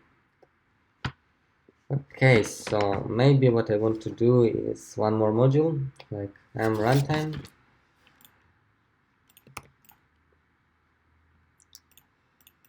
So yeah, I do not actually know if I can show. So basically, yeah, this makes this. Yeah, I cannot make this big. So basically, we just finished this module, and we're going to proceed to this module. And after that, I simply can stop, because after that there is this reg module above us, and yeah, it means that it contains compiler, so maybe it is not that good of an idea to proceed to it. Okay, but whatever. Go to build and then try to compile that Ammonite runtime.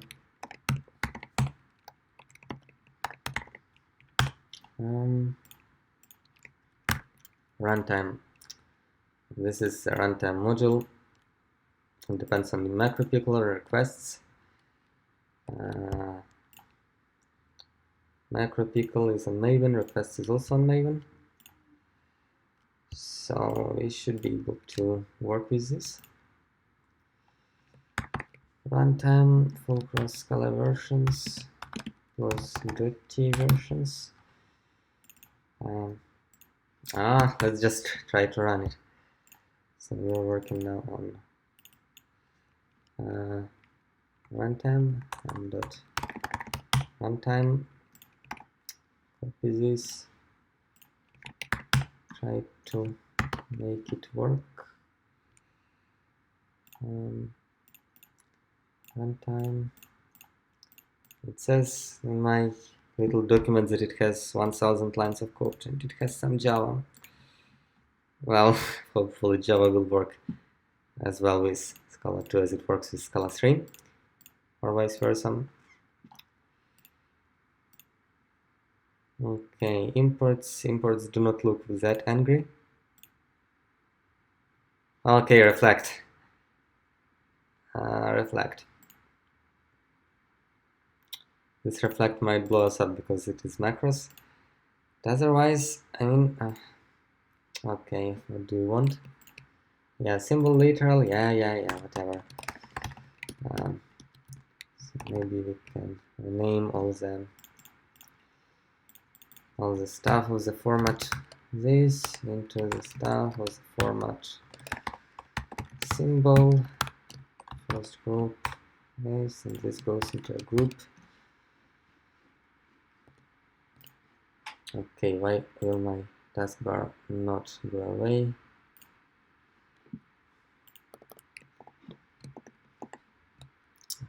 Maybe we can just use a string for it, because I believe it is well sleep and it supports strings. So replace. Good. Again.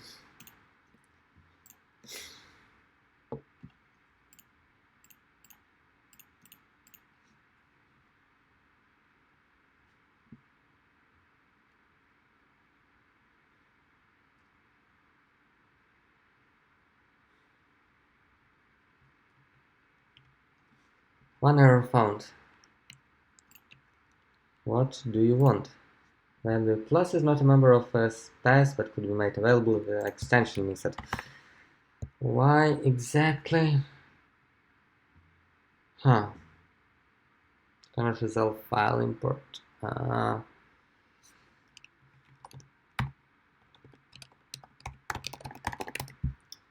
going to dig into the...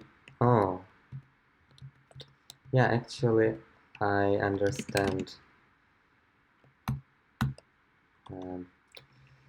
So in Scala 2, we can add a string to something else, but in Scala 3, we cannot.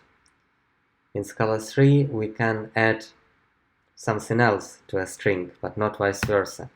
And if p is not a string, then, sorry, it will not add. So what you're going to use here is string interpolator. So p.sc.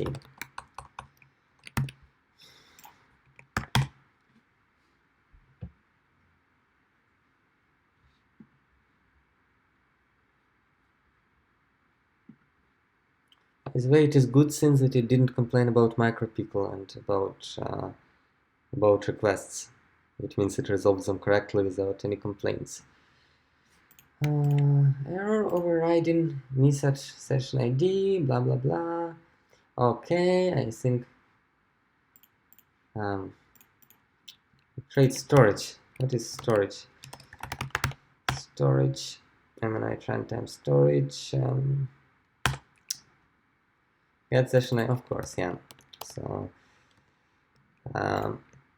in Scala 3, if a method is defined without parentheses, that it must be used everywhere consistently without parentheses. So since it is an effectful operation, it is a good idea to have it with parentheses. So what I'm going to do is, yeah, just everywhere define it with parentheses, just to signify that it might be side effectful.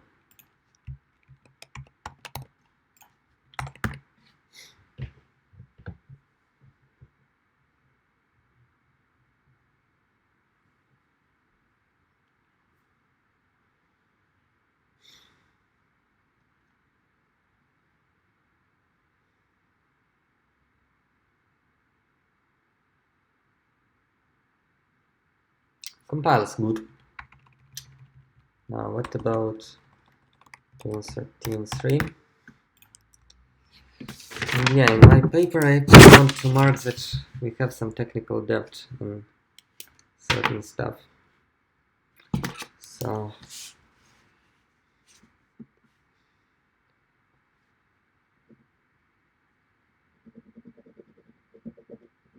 technical debt. Yeah. Okay, so it compiles with both Scala versions, and we didn't generate any technical debt as far as I can see. So what did we do? We renamed this. Okay.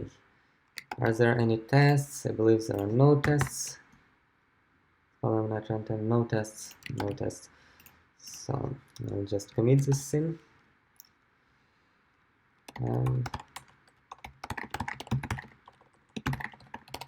Runtime compiles, good.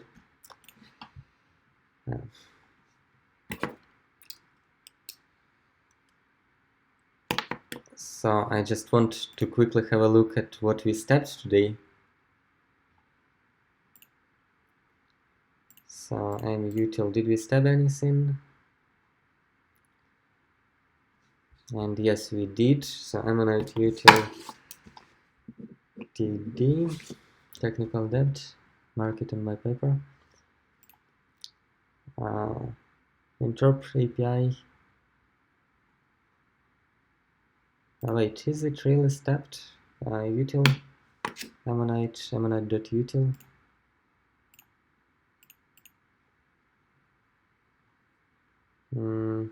Forgot if it is stepped or not. Yeah, it is stepped. I believe it is stepped because it depends on the compiler.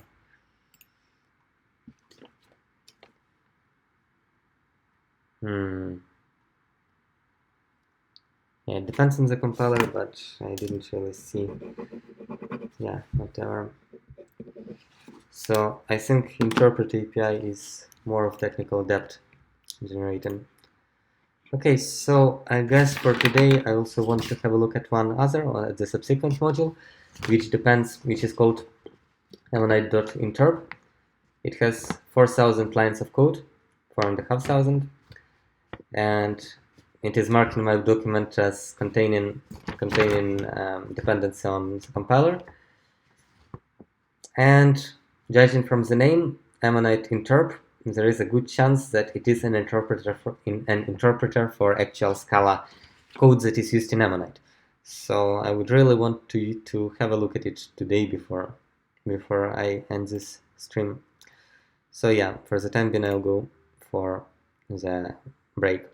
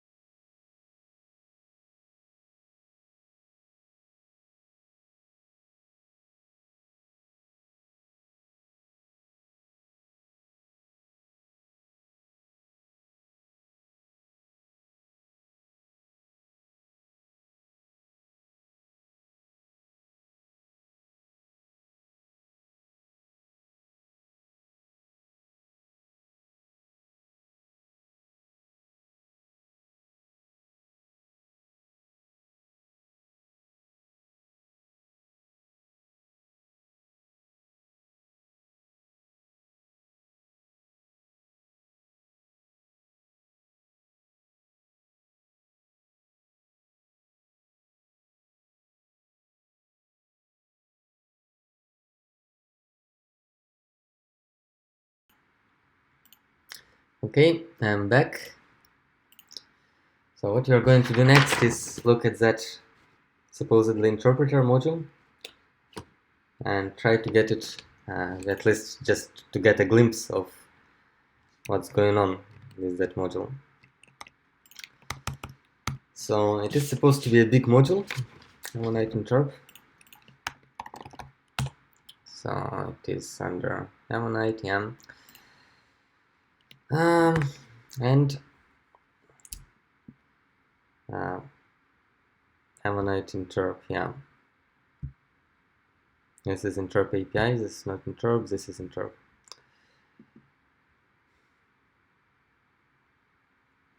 So yeah, as usually we are going to start it with .t versions. So why exactly is it bad? Because it depends on a lot of stuff. So it has this Scala meta dependency, which is macro. It has the Scala Compiler dependency. It has the Scala reflect dependency, which is macro. What makes it even worse is that it depends on Scala parse, which is Lihau's parser for the Scala language. And obviously, .t went very much ahead with the syntax. And the syntax for .t is nothing like syntax for Scala 2 at all. And so this means this parser is going to get thrown out of the window. It is totally not applicable to porting Ammonite to .t because it just needs an entirely different parser. So probably what needs to be done here is some kind of bridge between Ammonite and the Scala 3 compiler, maybe some kind of APIs that the parser exposes so that others can use it, which I guess would be the most interesting part of the entire porting Ammonite effort. Scala XML, in principle it should work, yeah. Okay, now let's go to our spreadsheets and retarget our effort to interp. Of course, I do not expect it at all to compile or to work because there is just too much stuff to do.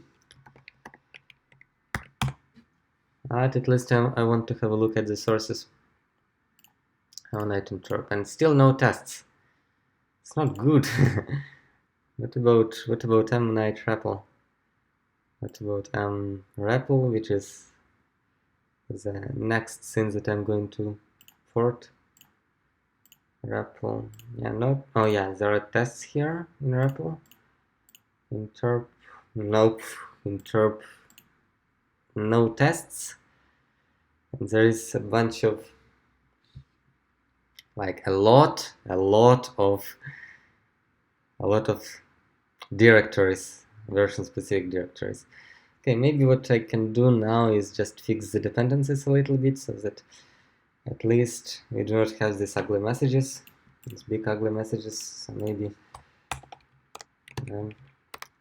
if so special case .t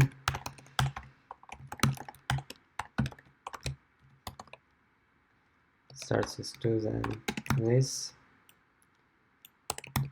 Otherwise it's going to be the same but with certain changes. So this is the .t branch. So Scala meta, I do not believe at all it is available for .t. It is Scala 2 specific thing. VSP should be good. Compiler, okay, for the time being let's do, actually, you know what, maybe for meta, for trees, the default thing for me to do at least will be to just stub it with 213 and hope for the best. Here 213.3 Scala parse. I mean it's just not going to be good. It depends on fast parse. Fast parse is not ported, so yeah, maybe it goes out of the window. Java assist and XML stuff. XML should be available in principle.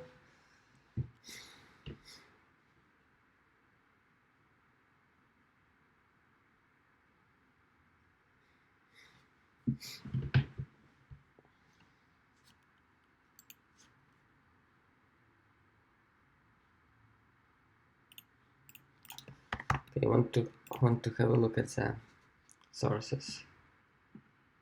Maybe a good idea would be to yeah, that's a lot of sources here. A lot of sources. So we have 4,500 lines of code. Yeah, okay, Scala XML not available for this. Let me check, because I believe we did something with it. Pretty surprised.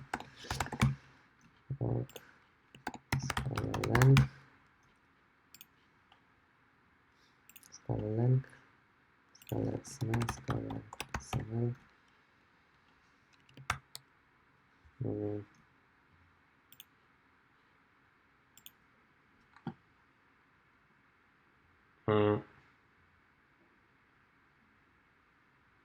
Okay, we have 211. And then how would it work with 213? Maybe I'll just do like 213 and see if it works. Oh, Scala length modules. Forgot. Right here, modules. XML. Yeah, I do not think we published it for Dotty. No, we did. We actually did publish it for Dotty. But it is 2, 0, 0, and 1. So it will be here 2, 0, 0, and 1, huh? I do not like this main version change. Do not like it at all. So maybe I'll go with old version for the time being. Do not want any XML specific breakage. Don't know if it contains macros, so it will plant me in trouble though. Because on compile time it might work perfectly, but on runtime, on runtime might not work as perfectly. So here we have a ton of Scala of fast parse errors. Surprisingly, we do not get a lot of errors. Oh, just 70. Just 70 errors. Well, at least visually it is not that much. I believe that they might misreport them a little bit. All of them come from this file called parsers. Interrupt parsers. This is already good. But maybe I can look up. I just want to make sure that good and bad at the same time, because yeah, this is a parser. This is fast parse. So we will have to have fast parse ported before we are able to progress beyond this point, which might not be that a good idea. Okay, we have interpreter with fast parse. And we have preprocessor also with fast parse. Right, so actually, what does it do?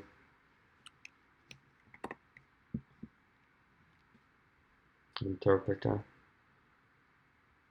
Where does it use this fast parse? Do not see any. Or maybe I'll look it up here. Okay, it seems that some errors are hidden. Parsers. Yeah, that would be certainly difficult. Okay, what about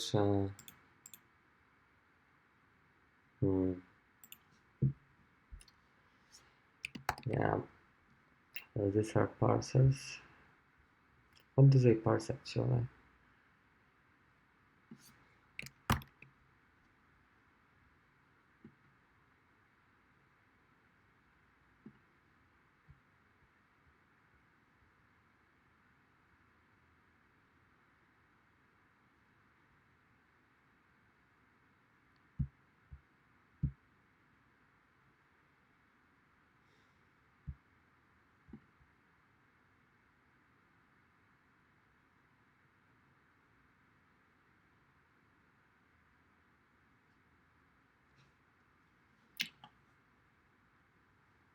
Probably my suspicion is that it is a parser used by Ammonite itself to parse its user input.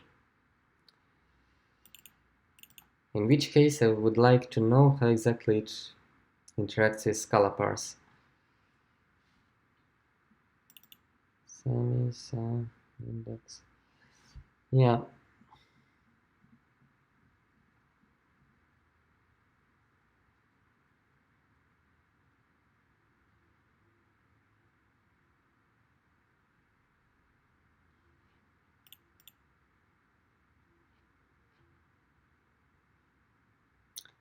The thing is that sometimes these parsers, they return value.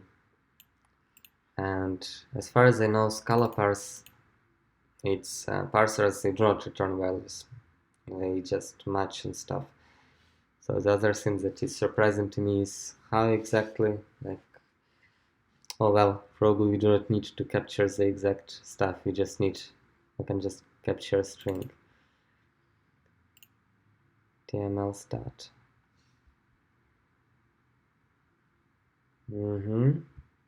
Yeah, that's where it comes from. TML stat.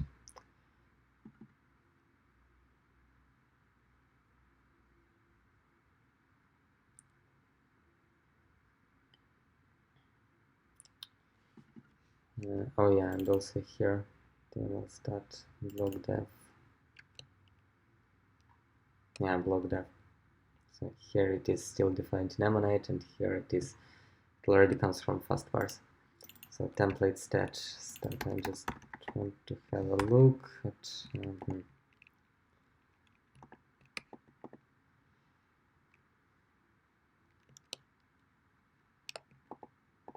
Well, I assume that's exactly how, that's basically Scala parser, but augmented a little bit with Ammonite specific details. What I want to know is where exactly it is used from. So I want to know where parsers are used. File parsers.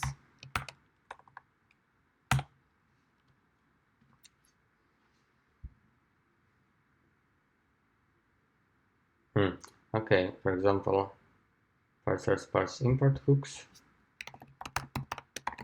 Parse import hooks. Parse import hooks with indices. Parser input. So, yeah, so it uses this parsing to parse the input hooks, and the way it works is so it parses import splitter, blah blah blah. Yeah, this one returns a value. This is a parser that returns a value. But what about, I just want to see how exactly it captures the actual Scala code.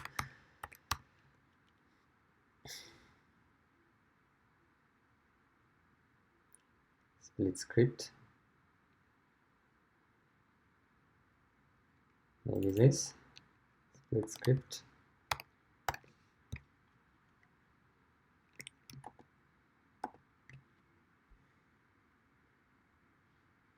Parse script splitter, which is compilation unit. Yeah, this is a compilation unit, and compilation unit is a sequence of steps. So split script, what is it used for? Oh yeah, so it is, yeah, it is, I think it doesn't really parse to a string. No, actually it should parse to a string. Comment code with start idx.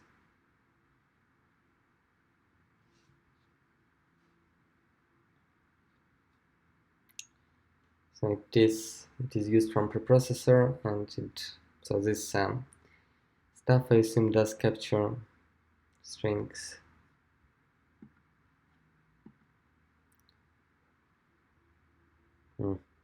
Yeah, could be that this P over here. Yeah, I forgot a little bit how this fast parse works. But yeah, there is parsers, there is preprocessor. Preprocessor uses parser.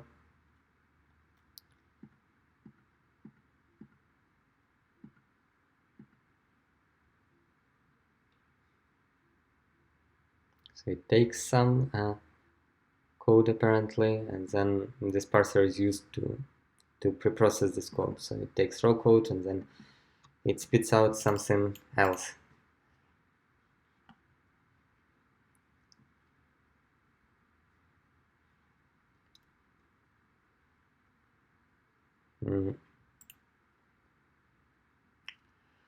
Okay, so this is parser-wise, what we encounter parser-wise, but also there is the compiler issue.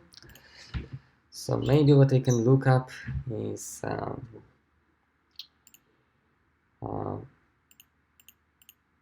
okay, these are the compilers used. Custom zip file lookup factory.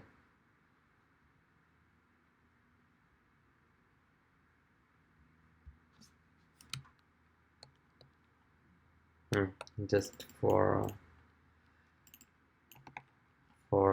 file manipulation, it seems. What if I look up this import? Oh, Ammonite plugin. Okay, so we have a compiler plugin here. Just to capture the names and scope after every execution. Oh yeah, so that's a compiler plugin used to correctly handle names. Okay, so we have at least this. But we are going to skip that, I guess, for the time being. Compiler. Okay, we have a compiler here. Yeah, so it uses compiler to compile. So yeah, basically in this module we have arrived to the very meat of Ammonite. So all the heavy lifting happens here, and all the previous modules are like support, more of the support modules. They do have macros, by the way. By the way, I want to check if this thing has macros. So finding files, macro. Okay, I do not see any macros here. What about something like context? Macros context. Okay, there is one in Ammonite. It's in the comment.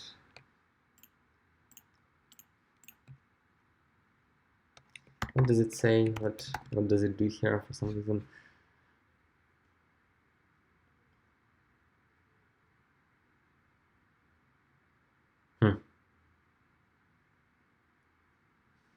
Okay, so this is just an example, it is not an actual macro.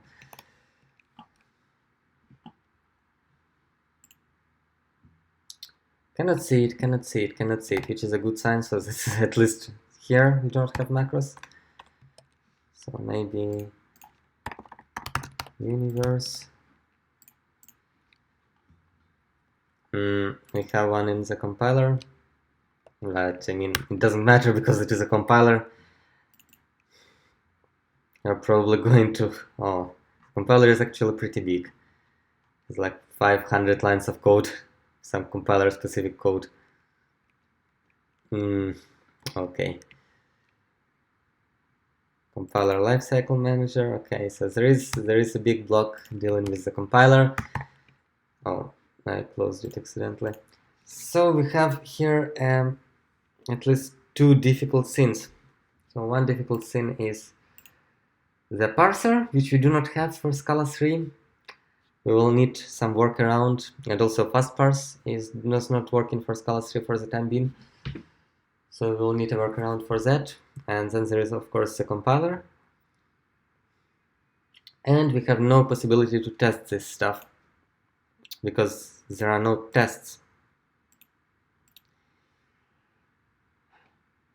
Maybe, yeah, well, actually there is the next package is Ammonite REPL, which can be even bigger. REPL SRC, how big is REPL SRC?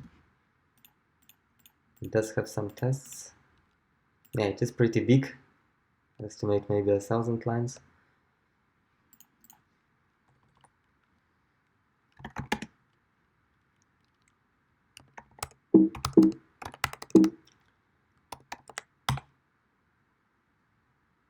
No, 4,000 lines. 4.8 thousand, 4.9 thousand lines. Yeah.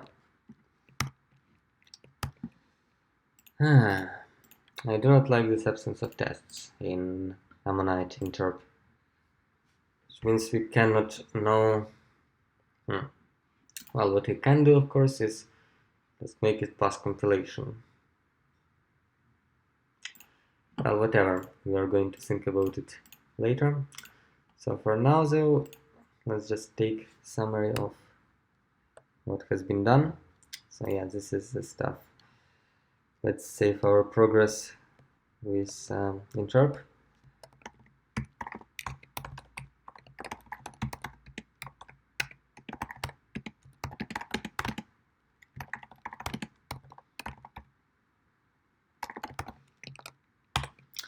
So I just want to see where exactly is the technical debt that we generated, what is going to bite us when we do come to these tests.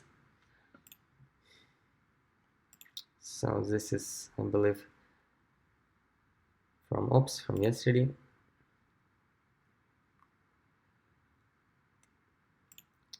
Yeah, this is the old stuff. So this is the util, the first stuff that we are handling. Ops, by the way, I don't really remember if ops has tests. Let me just check if, real quickly, if we test it against ops.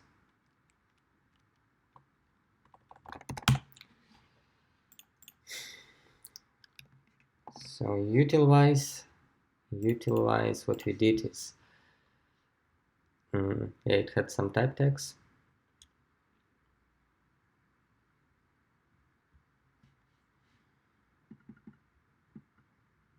Yeah, this may or may not bite us later. I'll mark it as possibly containing technical debt. It's very bad that we have this long stretch of modules without tests. Interpolator, so this one, I mean, if it doesn't use macros directly, there is a chance it will work out of the box, but I don't know. So interp API is an interp API module. What about it? So what did we do? Yeah, again, so API, so this is a module that provides API to configure the compiler, and with .t, obviously we will have another compiler, so it will definitely bite us. Next, REPL API. Yeah, REPL API, we got a lot of stuff, a lot of technical debt. There is all these macros. I call this Scala 2 since they are macros.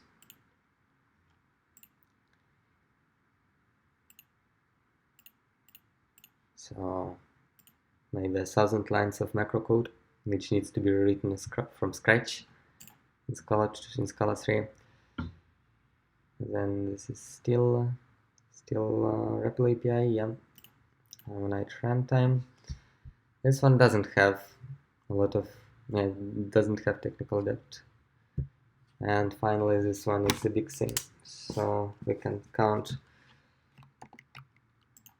Ops is done, and it has tests. Then we have a block of technical debt stuff. And runtime is also done. So basically we have this interpreter with lots of stuff and the previous libraries with technical debt. And we need to figure out something with the tests, how we're going to test it and run it. But yeah, this is where we stand. So I'm going to push it. And yeah, well, I guess that's it for today. Until next time, bye bye everyone.